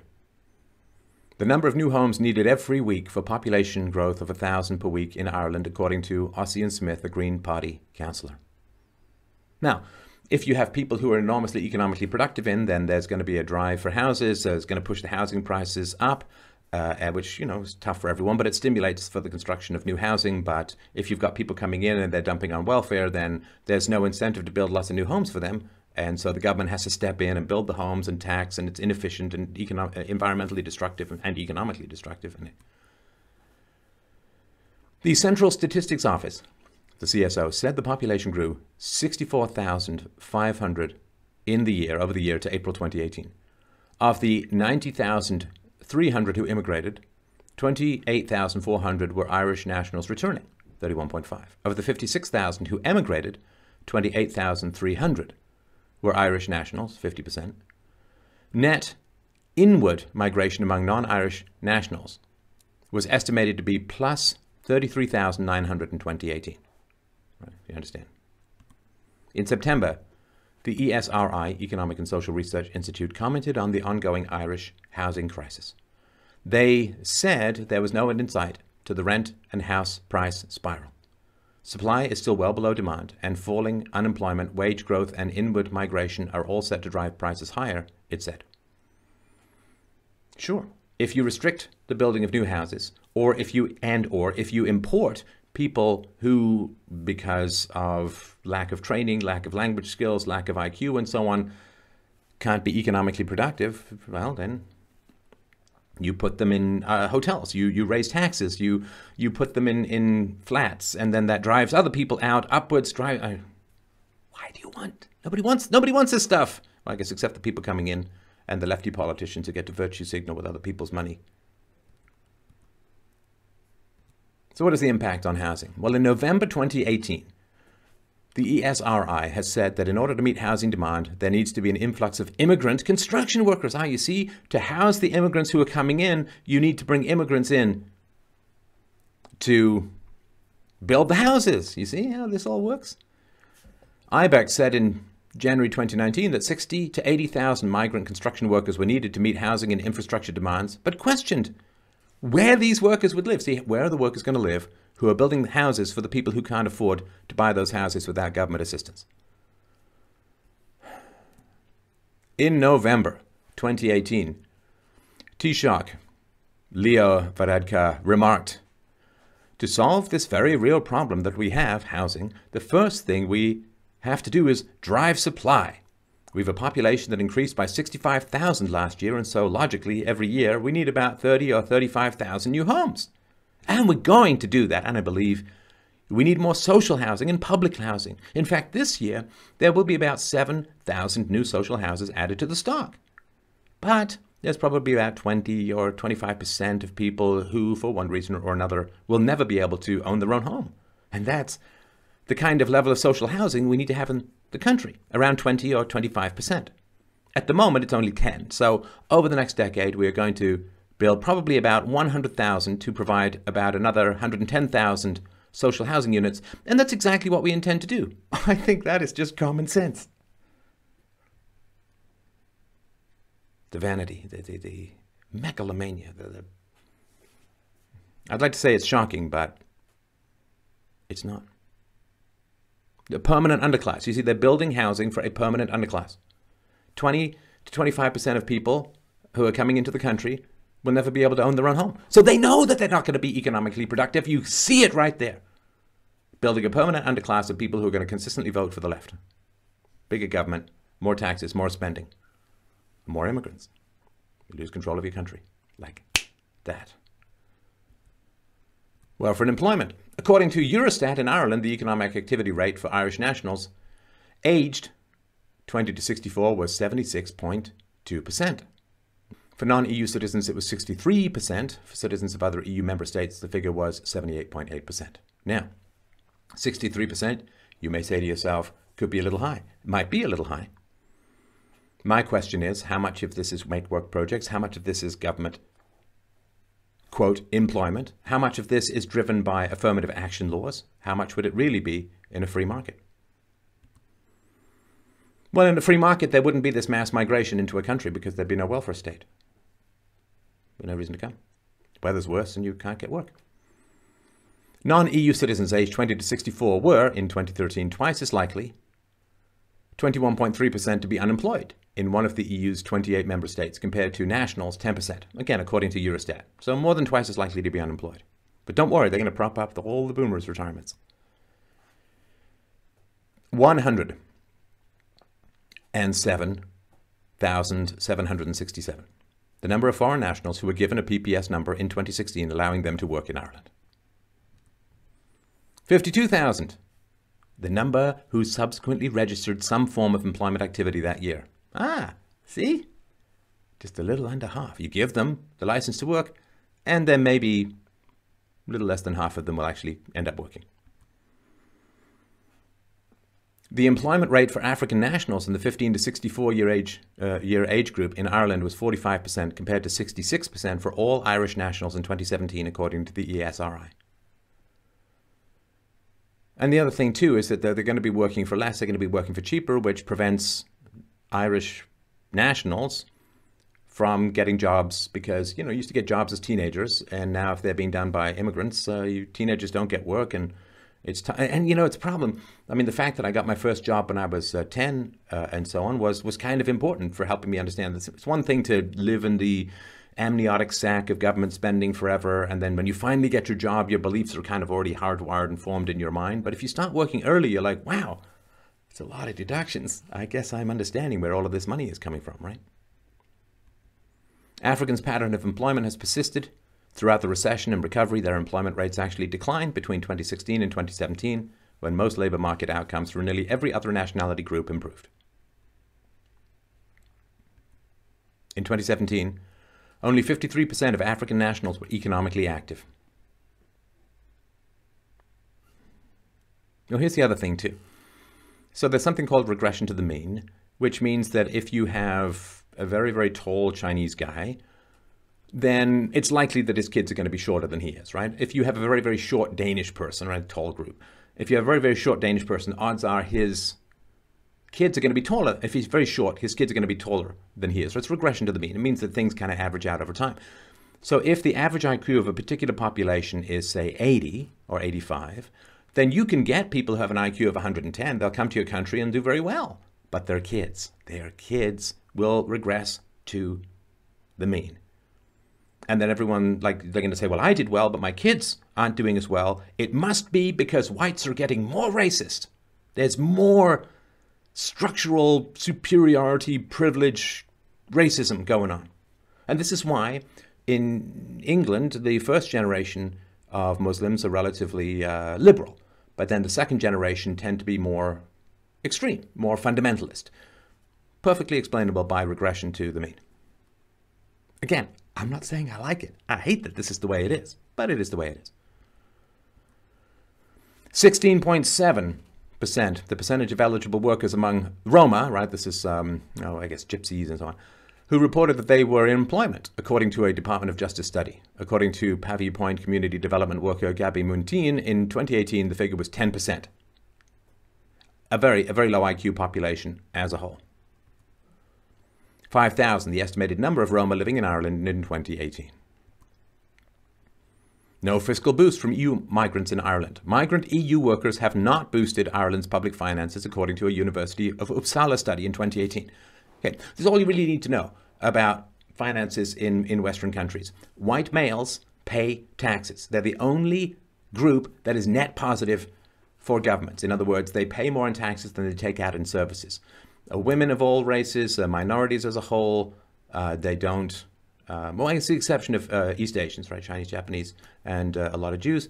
But as far as overall contribution to the finances, it's white males. And there's no accident. This is why white males are so attacked. Because if white males become self-aware, right, if they start to work for in-group ethnic and gender preferences, then the whole scheme might come tumbling down. You don't want your livestock testing the fence, right? 80%. The percentage of immigrants assigned PPS numbers in 2008 who had no employment at any time in 2013. 80%. 22,573 people out of 127,048, or just under 18%, who arrived in 2008 were on social welfare in 2013, up 266 on the 2012 figure. And here's the thing too, like the social capital and economic capital of just knowing how to go and get a job, how to do an interview, how to negotiate challenging bosses. Because, you know, when you get your first jobs, the bosses kind of suck because bosses who are really good aren't put in charge of new workers. They're put in charge of more experienced workers. So you get the worst bosses. Learning how to deal with that, how to, you know, bite down your frustration and just work and get ahead. You could lose all of that knowledge in like one generation of people not working. And then getting them out of that is virtually impossible. The CSO cited several reasons for the increase in social welfare activity, including the birth of a child and job seekers' claims. Some 38% of the 75,812 foreign nationals assigned PPS numbers in 2013 found employment that year. 40,000. The number of jobless migrants who should be paid to return to their countries of origin, according to Leo Varadkar in 2008. He claimed they cost the state in excess of 400 million euros a year. Leo Varadkar became Taoiseach, Prime Minister, in June 2017, but never repeated this suggestion. So they should be, right? Of course, right? So the way it works, it's like the Democrats in America. Oh, we want a wall. We need a wall. Illegal immigration is just saying that, right? The moment that the wall actually becomes reasonable or possible, then they stop saying it. So when this guy wants to get into power, this Leo guy, then he'll talk all about this stuff. But then if he does actually get in power, he doesn't want to talk about it. 40 million euros, the amount of money Ireland has paid out in child welfare benefits to the families of almost 8,000 children living in other European Union countries over a 3-year span. 3-year span from 2014 to 2017. The vast majority was paid to families of more than 4,500 children living in Poland who are entitled to 140 euros a month per child from the Irish government.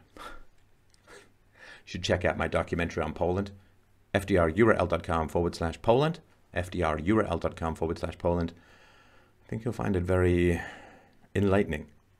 Enlightening. The highest rate of child welfare in Poland is 30 euros, and unlike in Ireland, families are means tested. Yeah, good cash from foreign governments. The standard job seekers allowance rate is 198 euros per week in Ireland. You can be part-time employed for up to 3 days of the week and receive a lesser job seekers allowance. Now, of course, this is money all taken from people who could have otherwise created jobs with them. Healthcare. This is a huge issue. 1 million. The number of extra people the health service will have to deal with by 2030, with the major driver being inward migration, according to an Esri report. Projections of demand for healthcare in Ireland 2015 to 2030. The report said this would have significant implications for health services, and demand across all health and social care sectors will, quote, increase substantially, end quote, every year up to 2030. The report notes that between 1996 and 2016, Ireland's population bucked the trend elsewhere in the EU, growing by 31% as opposed to just 6% across the Union. The report's 9 authors project that Irish fertility rates will remain at 1.94, which is below the rate of 2.1 necessary to sustain a population at its current level. In February of 2018, it was reported that the HSE, Health Services Executive, is battling a new wave of patients struggling with polio issues 30 years after the last recorded case. You know, they never talk about biohazard diversity of viruses, when they start talking about diversity. Now it's all about curry shops. Up to 3 new patients a month are presenting with post-polio syndrome at Beaumont Hospital, most of them drawn from among the new Irish community. 70% are foreign-born, right? So you've got an aging population, and then you've got an inbred population having a lot of kids, which means, well, untold numbers of white Irish people are going to die because they're waiting and they can't get access to healthcare. Like, Canada's taking, what, 300,000 people, mostly from the third world, every year. And when I had to go and see a doctor, I was referred to a specialist for something. I was told that a specialist could see me in 11 months. By which time I'm either better or dead, right? A record number of 512 people were diagnosed with HIV in 2016. 61% of the people diagnosed with HIV were born outside Ireland. 25% were born inside Ireland, and 13% did not have info on their country of birth. Sex between men accounted for 51% of transmissions where information was available. Of the 311 cases among known migrants, 36% were born in sub-Saharan Africa, while 33% were born in Latin America. 53% of all female cases were born in sub-Saharan Africa, which, again, if you look at portion of the population, way, way overrepresented. 30% of migrants diagnosed in 2016 were transferring their care to Ireland. Well, sure. The annual cost to treat HIV per case is €25,000. There was a 6% increase in STI diagnosis overall in 2018. These are sexually transmitted diseases. When broken down, there were 6,739 cases of chlamydia, 1,989 of gonorrhea, 1,383 of herpes, 19 cases of lymphogranuloma. Glad I don't know how to pronounce that. Sounds bad. 441 cases of syphilis, and 53 reported cases of trichomoniasis. Apparently that affects your ability to pronounce trichomoniasis. So, yeah, syphilis. You know, you always hear about this rumor, this it's a lie that the Europeans brought all of these smallpox infected blankets and used it to wipe out the indigenous population. Actually, some of the illnesses came from seals. I'm not kidding. You can look it up, some of the illnesses to North America. But you never hear about how the indigenous population of North America introduced Europeans to tobacco and syphilis. You never really hear about that. There's no money in it, right? No guilt. It's like you never hear that 90% of the slaves that were bought by whites in Europe, like to ship to the New World, to ship to North America, 90% of the slaves were actually caught by other blacks, right? And who's worse? Who's more morally culpable, the dealer or the user? Yeah. See, but there's, so, you know, the blacks in Africa owe massive apologies for facilitating and making the slave trade possible, but no one's going to demand that they apologize because there's no money in it, right? It's just a slavery shakedown. Well, you go to where the white guilt is, that's where the money is, and you yell racism and privilege and all that until you get money. Crime. 7,490. The number of interpreters required in Irish courts in 2015 costing €1 million. The figure for 2016 was 8,015. So, yeah, you've got massive inefficiencies when it comes to multi-language societies. Polish, Romanian, Lithuanian, Russian, Latvian, Mandarin, Portuguese, Czech, French, Arabic, and other. Especially, you've got socialized healthcare, so you've got to have this giant army of interpreters. And if you get anything wrong, you get a lawsuit. So, yay, diversity. 30%. The number of non-Irish prisoners in 2008, according to the Irish Prison Service. The figure was reduced to 17% in 2014, possibly masked by the increase in citizenship given to migrants. In 2008, Africans who were less than 1% of the population were 6.9% of the prisoners. That dropped to 2.1% in 2014. And again, that's most likely because of mass citizenship waves. But that's, so blacks commit shockingly high proportions of violent crime. Shockingly high. Like if you look at the young black male population, a couple of percentage points are responsible for close to half the murders in the United States. And again, it's IQ and there's some cultural stuff involved, resentment, rage at whites, and so on.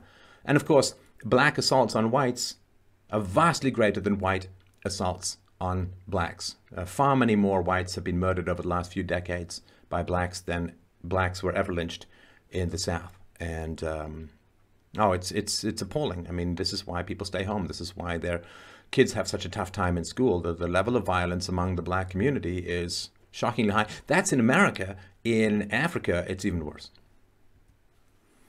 66. The number of different nationalities in Irish jails in 2016, with Polish, Lithuanian, British, and Romanian men forming the largest ethnic groupings. That's a little confusing because, again, I don't know what the statistics are. If they say they're British, does that mean they are Pakistani with a British passport? Who knows? I mean, it's tragic because now you have to kind of look for what's not there these days. I mean, that's what's tragic, right? So if say blacks were not prone to crime, then this data would be there. But it's like wherever the data is suppressed, wherever you can't get the information, that's when you know it's bad. The communications officer for the Irish Prison Service remarked in February 2018, "We want the best talent we can get to join the IPS. We would love to see more ethnic minorities putting themselves forward because we need them. The prison population is completely different to what it was about 30 years ago. More diverse and much, much, much larger." In April 2018, the chief superintendent of the Laos Offaly Garda division told a local radio station that foreign criminal gangs from Eastern Europe were traveling to Ireland to commit burglaries. He said the gangs would come in for a short stay, commit serious amounts of burglaries, and leave Ireland afterwards using EU free movement. Right? Good luck going back to Eastern Europe to get them. Now, these are whites. These are white foreign criminal gangs. So it's not all just about race, obviously, right? Eastern Europe was subjugated under communism for a long time, and so gaming the system and sneaking the system and conning the system that is totalitarian has kind of worked into the blood of a lot of cultures. African gangs went on a mugging rampage and beat up several youngsters in North Dublin this past Halloween. A pregnant lady who intervened in the assault of one child was told that her baby would be cut out of her. A source told Dublin Live that the towns were chosen over lack of police presence, right? So then what happens is, of course, and you can see this with the moped gangs in London, is that blacks, Arabics, and so on, a variety of ethnicities will say, well, we're overrepresented among crime statistics, it's racism, you've got to cut back on your policing because your police are clearly bigoted and racist and right. So then what happens? You get a get out of jail free card. In fact, you get a never get to jail free card. And then that only, of course, exacerbates the criminal tendencies within particular ethnicities, because now they know that they can pretty much get away with anything, and it just gets worse and worse and worse. The pregnant woman was quoted that she had been told by one gang member that she was just giving us hassle because we're black. Right? I mean, this is a strategy that is used, right? So, black guys can go up to white girls and say, I want to go out with you. And if the white girls say no, they say, oh, you're just racist. It's like, okay, I'll go out with you. It's like,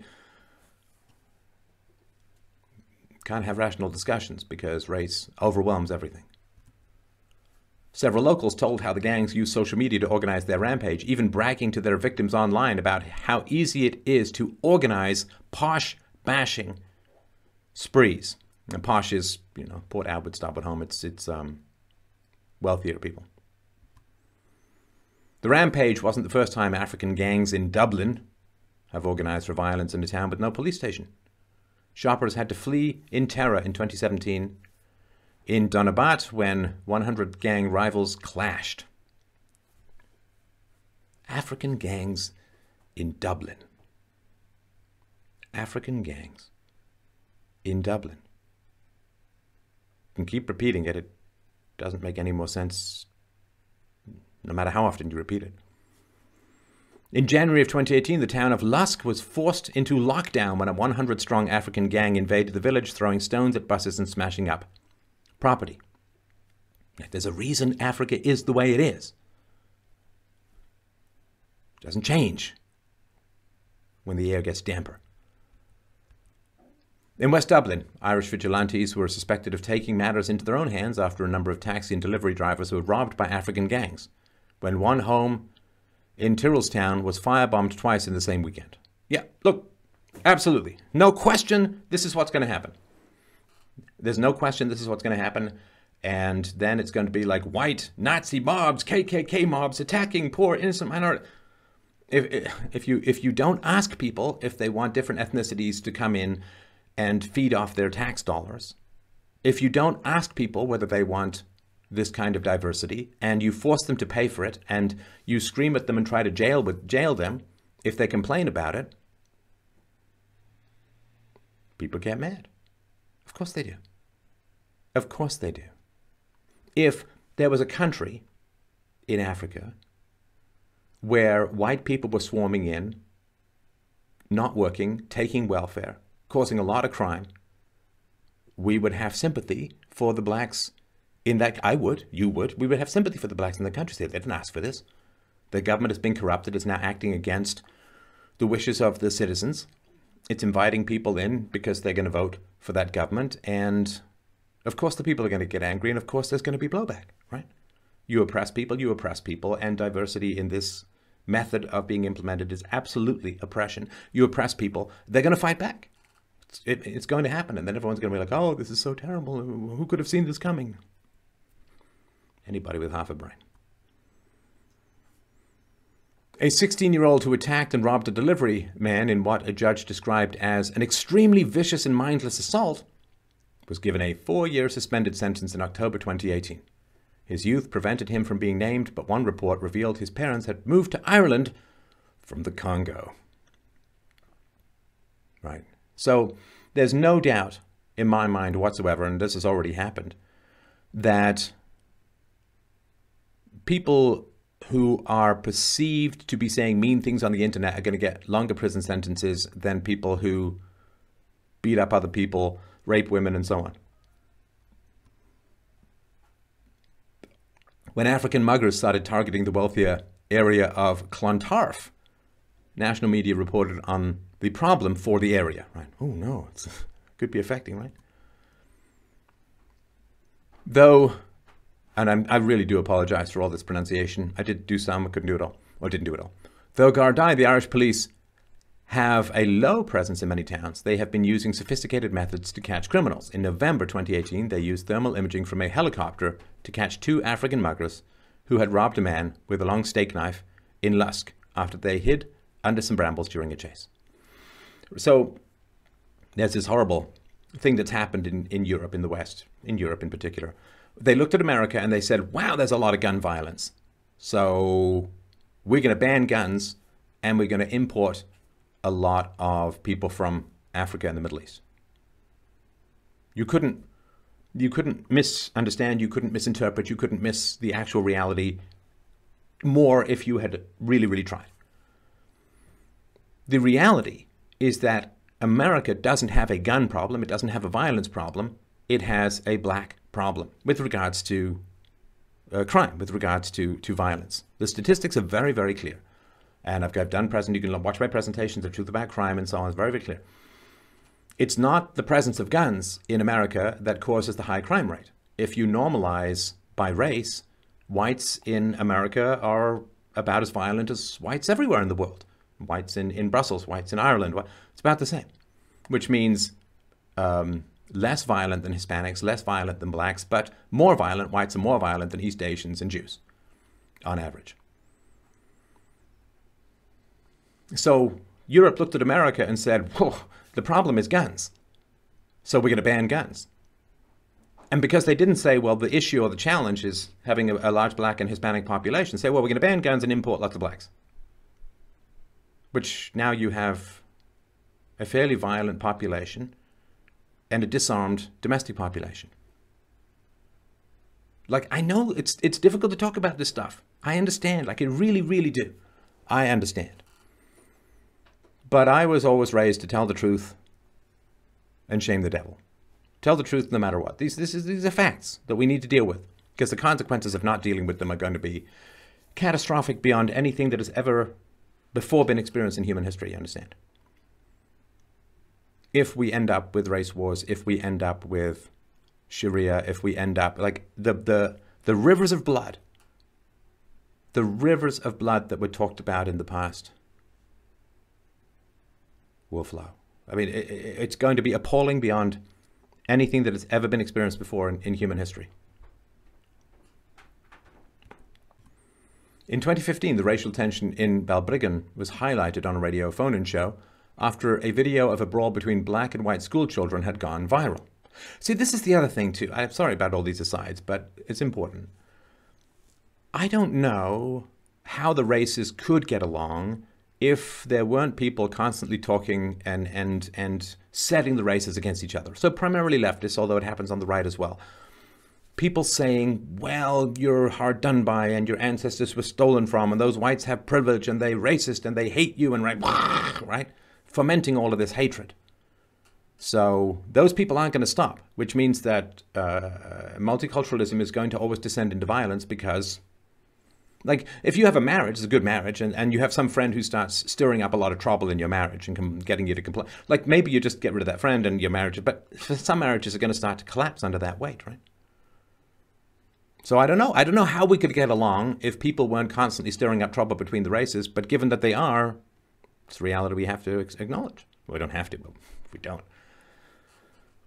Mosney, a direct provision centre for asylum seekers, is nearby Balbriggan, and many former residents have settled in the seaside town and surrounding areas. When 700 Balbriggan residents protested outside the Garda station in November 2017, they referred to antisocial groups terrorising the town. But they were still branded racist by some callers to a radio show about the protest, right? It's like Western civilization versus one two-syllable word. Racist. In November 2018, the government announced that it would spend 20 million euros on a redevelopment scheme for Balbriggan, while the council would spend a total of 50 million euros in a capital investment over the next 3 years to solve the socio-economic issues. Right. Right. And this is the idea that, you see, crime arises from poverty. And so if you give poor people lots of money, there won't be crime anymore. False, false, false. Neighborhoods aren't criminal because they're poor. They're poor because they're criminal. This has been, I've got a whole interview with Dr. Kevin Beaver about this. You can look it up in my series on human intelligence. You give money to particular groups and it's almost always going to be misused. There's a reason why third world countries are so corrupt. And so this idea, well, we got a lot of crime, let's spend a lot of money. It is a lie. It's false. It makes things worse because now what you're doing is you're saying, oh, if you commit a lot of crime, we'll give you a lot of money.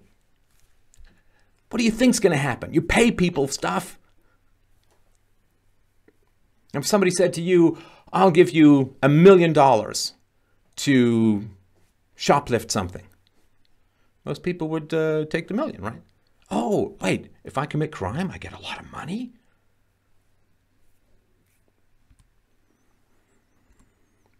So sentences in the court system can often be lenient towards migrants. This is the multilegalism that I was talking about. When 3 Nigerians were found guilty of sexual assault on a 14-year-old girl, they each received a 2-year suspended sentence for 3 years. On one occasion, the 3 Nigerians took turns raping the girl in a forest clearing. The court heard that one of them said, "You look like you're going to cry." The girl slapped him across the face and asked, "Can you blame me?" She said she was still on antidepressants and has had suicidal thoughts. Yeah, rape is it's an act of war because it renders a lot of women girls, unfit for motherhood, and their honor has been deflowered. It's not their fault. No, it's not their fault. They were raped. It's the fault of the people inviting all these people into the country. But if you look at the rape and sexual torture and abuse of little white girls in England under a largely Pakistani Muslim community, it is an act of sexual warfare against the population, because then the women are messed up and they can't pair bond sometimes, and they may not be as good a mothers, and maybe guys don't want to date them because of this. It's too complicated, too messy. So it's a way of stopping the birth of the people that you rape, to lowering their chances to have children and be effective parents. It is a form of warfare. It's rape warfare. On delivering her sentence, oh look, it's a female, Judge Mary Ellen Ring noted that the sexual offense conviction might, quote, cause them to not get employment or to lose employment, and that this was punishment in itself. Punishment in itself. I mean, no. And that could only be theoretically possible if there weren't welfare programs. One of the Nigerians subsequently went on to be nominated for Young Player of the Year at a Dublin football club. When a Bangladesh national was found guilty of sexual assault on a 6-year-old girl in a mosque, oh look, another lady judge, Judge Pauline Codd sentenced the man to 18 months imprisonment, but suspended the final 4 months for a period of 1 year, in part because his being a Bangladesh national, quote, may make his imprisonment more difficult. Sexual assault on a 6-year-old girl. Let's make sure he's comfy though, right? Oh, ladies.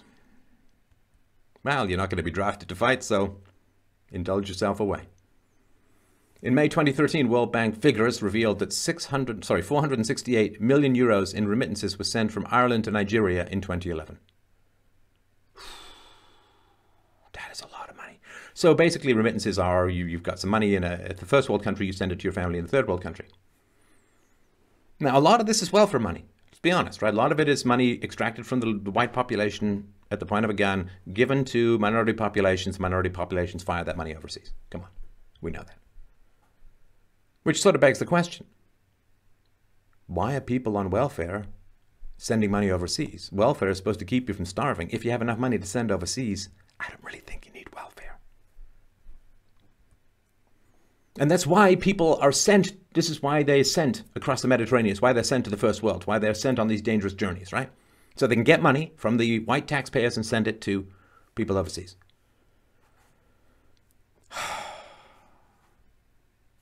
468 million euros in remittances. That was an average of more than 26,000 euros for each of the 17,642 Nigerian nationals in Ireland, including their children. Come on, where are they getting this money from? It's not all coming from the welfare state and unemployment insurance. It's coming from crime. It's coming from drugs. It's coming from human trafficking. Wake up! Please. 600,000 euros, the amount per day. The Immigrant Council said organized crime gangs were making by running an international sex trafficking network stretching from Nigeria and Cameroon to Ireland in 2015. Per day. 600,000 euros per day. One of the largest welfare fraud cases in Ireland involved a couple who had arrived from Nigeria in 2006. The combined fraud totaled more than 400,000 euros and took place over a period of more than 8 years. And then you get the cost of the investigation, and then you get the cost of the trial, and then you get the cost of the imprisonment, which is probably going to be a suspended sentence with a lady judge. Sorry, I can't sentence you. I'm ovulating. You stop having kids, or you don't spend time with your kids, the maternal instinct attaches to other things. An Irish police operation in September 2018 targeting a Nigerian money laundering network linked to a 15 million euro fraud saw 15 homes raided in 5 counties across the country. The police stressed that the operation was about gathering evidence to be used against a global criminal organization, which has been linked to massive fraud in countries as far away as China. Polls. The population is not being asked if they want this. And they're not being presented with anything real. No costs, no cost-benefit analysis, no facts about race and IQ, no data from other countries being integrated. And it's all a lie. It's a falsehood. It's a propaganda. It's a con job. It's filthy. Filthy. The 2018 ESRI, quote, Attitudes to Diversity in Ireland report found that 59% of the Irish public wanted to allow either just a few or no Muslim migrants to come and live in Ireland. 75% of the Irish public wanted to allow either just a few or no Roma migrants to come and live in Ireland. 42% of the Irish public wanted to allow either just a few or no European migrants to come and live in Ireland. No other ethnicities were polled for. People are desperate. People are desperate. They're having conversations in the basement. They're having conversations under the covers. They're having conversations encrypted. They are desperate. People in Europe are desperate. People in Canada desperate for any kind of rational conversation about this massive, irreversible human experimentation. I mean, the left says they're into diversity. Go to your leftist campus and ask whether conservatives are. They have no interest in diversity whatsoever. The left only cares about all of the minorities who vote for the left. They have no interest in diversity. Certainly no intellectual diversity whatsoever. You can have curry socialism, or you can have taco socialism, but you're getting socialism. A 2006 Irish Independent/RTE primetime poll found that more than half of young Muslims, 57%, believed Ireland should become an Islamic state. And you see, that's just the Muslims who'd be willing to admit it, right? Remember, in Islam, you can lie to outsiders. 28% of young Muslims aged between 16 and 26 believed violence for political ends was sometimes justified. Try starting a group where the penalty for leaving the group is death. See whether you last. More than a third of all Muslims, 36%, said they would prefer Ireland to be ruled under Sharia law. This week, Taoiseach Leo Varadkar said that a man captured in Syria by militants fighting ISIS is entitled to consular assistance because he has an Irish passport. The man was born in Belarus. Look, that's all I can stomach. That's all I can take. Let's do some quick conclusions. Here are the facts that you need to understand. First of all, this is the greatest threat to your entire civilization, Ireland, that you have ever faced in your multi-thousand-year history. The possibility, in fact, the inevitability, that if you allow yourself to be displaced and replaced by a third world population, that your country will turn into just another copy of Libya or Somalia or you name it. It's absolutely going to happen unless you act, and you need to act now. You need to talk, you need to organize, you need to push back, you need to get some leaders in place who are going to maintain the value and the integrity of your civilization. You cannot talk groups into becoming smarter. You can't talk groups into getting smarter any more than you can talk people into getting taller, or I can conjure a lovely, lush mohawk off the top of my head with caressing verbiage. It's not going to happen. It's not going to work. You invite the third world, you become the third world. And you will become subjects and vassals and tax livestock used for the production of other groups' children. You will lose everything. You will be a minority within your own country within just a couple of decades. And trust me, when you become the minority, there's not going to be any affirmative action for you. We can see that from the example of South Africa. Whites, for better and for worse, have a concept of death before dishonor, that we would rather die than be dishonorable. Now, that has had great positive effects throughout human history. It wasn't the Jews who ended the slave trade. Quite the contrary. It wasn't the Muslims. It wasn't the Hindus. It wasn't the Zoroastrians. It wasn't the Buddhists. It was the white, Western European Christians who ended the worldwide slave trade and spent untold amounts of blood and treasure in order to do so. The attempt to civilize the world, the attempt to turn the world into Europe, has failed. And it has failed because of very specific biological, factual realities. Brain volume differs between the races. IQ differs between the races. Aggression differs between the races. These are realities. We can't wish them away. We can't ignore them, or if we do, it is to our certain demise. We have to recognize the reality of what is going on. You are not responsible for the sins of your ancestors any more than you can take pride in their achievements. The modern world is the creation of whites. Between 800 BC and 1950 AD, 98% of scientific progress came from Europe and North America, came from whites, almost overwhelmingly males.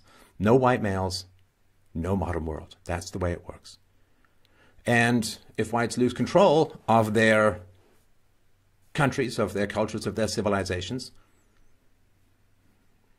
well, the thought has struck me that this is why in a near infinite universe we haven't been visited by space aliens, because you reach for the stars and your empathy is used to prey upon you.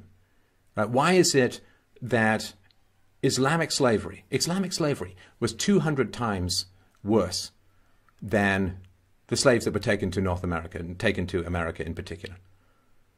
And tens of millions of slaves were taken from Africa by the Muslims. The males were castrated, the women, who knows, right? Horrifying. There's not been any big mea culpa, look in the mirror from the Muslim world saying, boy, we did this terrible, horrible, barbaric thing for a lot longer than the Christians ever did. No, people run to the Christians and run to the whites and say, oh, you bad slavery people. It's terrible. It's a shakedown. It's a pillaging. Whites participated in slavery for the shortest amount of time, and whites ended slavery. These are facts. It's just facts. It can't be denied. So the idea that you'd run to whites and complain about slavery, well, it's just because whites, in many ways, have a culture of death before dishonor. We will spend blood and treasure, sacrifice lives to end the scourge of slavery worldwide. Now, that death before dishonor is, I think, now being used against whites as a whole, in that it is dishonorable to be racist, and therefore, if you say, no, we don't want more people from Somalia into our country, you say, oh, well, that's racist, it's terrible, we can't do that, we can't allow that. Now, prejudice is a problem in the world. Well, if you're not white, you really don't know that much about racism. I know, that may sound shocking to you, but it's a fact. Because if a white is racist to, say, a black person, then the media and his friends and family and everyone on social media piles onto the white guy and says, you're racist, and tries to destroy his life. If a black man is racist to a white man, people don't even register it as real. That's real racism, when people don't even register it as occurring. That's real racism. And it's only whites who are subjected to it. And that's a fact. It's another fact. Prejudice is when you say, well, blondes are smarter than brunettes, or something like that. You know, like just take a white population, right? Tall people are more moral than short people. Like things that just don't make any sense, right? Where there are genuine differences, though, it is not prejudice to accept and acknowledge them. In fact, you end up not fighting racism by pretending that all groups are equal, because all groups are not equal in each of their abilities. Everybody should be equal under the law, and I do not believe in any way, shape, or form in any kind of racial superiority or inferiority. Each ethnicity has developed according to its local conditions for optimum survival. They're perfectly suited to their local conditions. There's nothing to do with superiority or inferiority. It's like saying, is a brown bear superior to a polar bear? Well, it's not. A brown bear is great in the woods and a polar bear is great on the snow. You switch them around, though. So each ethnicity has different strengths and weaknesses, and imagining that we're all completely interchangeable is creating a situation where, because of differences in IQ and differences in culture and difference in religiosity, you have some groups that are going to succeed in a free market meritocracy and some groups that are going to fail. And it's going to be exceptions. You never judge an individual by group averages, but there's going to be this issue. Now, the way that ethnicities are being weaponized against whites is if you invite a lot of ethnicities who aren't going to do particularly well in a free market economy, and then you tell them that the only reason they're not doing well is that whites hate them, and whites want to oppress them, and whites want to hold them down, and we all have this secret handshake, and we wake up in the morning, and we brush our teeth, and we comb our hair, and the first thing we do is we say, by gosh, how can I go out and oppress other ethnicities today? Well, if you set that situation up, you are setting up the conditions for a race war. We don't want that. We really, really don't want that. You have the right to live in peace and security within your own country. You have a right to take care of your community, your friends, your family, without having to nail yourself to the cross of all the problems in the world which are not of your making, not of your doing, and which you cannot fix. You have a right to borders. You have a right to cultural homogeneity. I mean, I went to Poland, and for the first time, I could go out and speak in public without fear of violence, without bomb threats, without death threats. That means something. That's valuable. That's something worth protecting. It's something worth treasuring. And when you think of the sacrifices your ancestors made to provide to you the freedoms, the liberties that you still treasure, you think of the enemies that they faced down. Natural enemies, wild animals, diseases, inclement, horrible weather, storms at sea, and then the human enemies, the robbers, the predators, the armies that they faced down. They did all of that to bring you what you have now, today, but which you will not keep.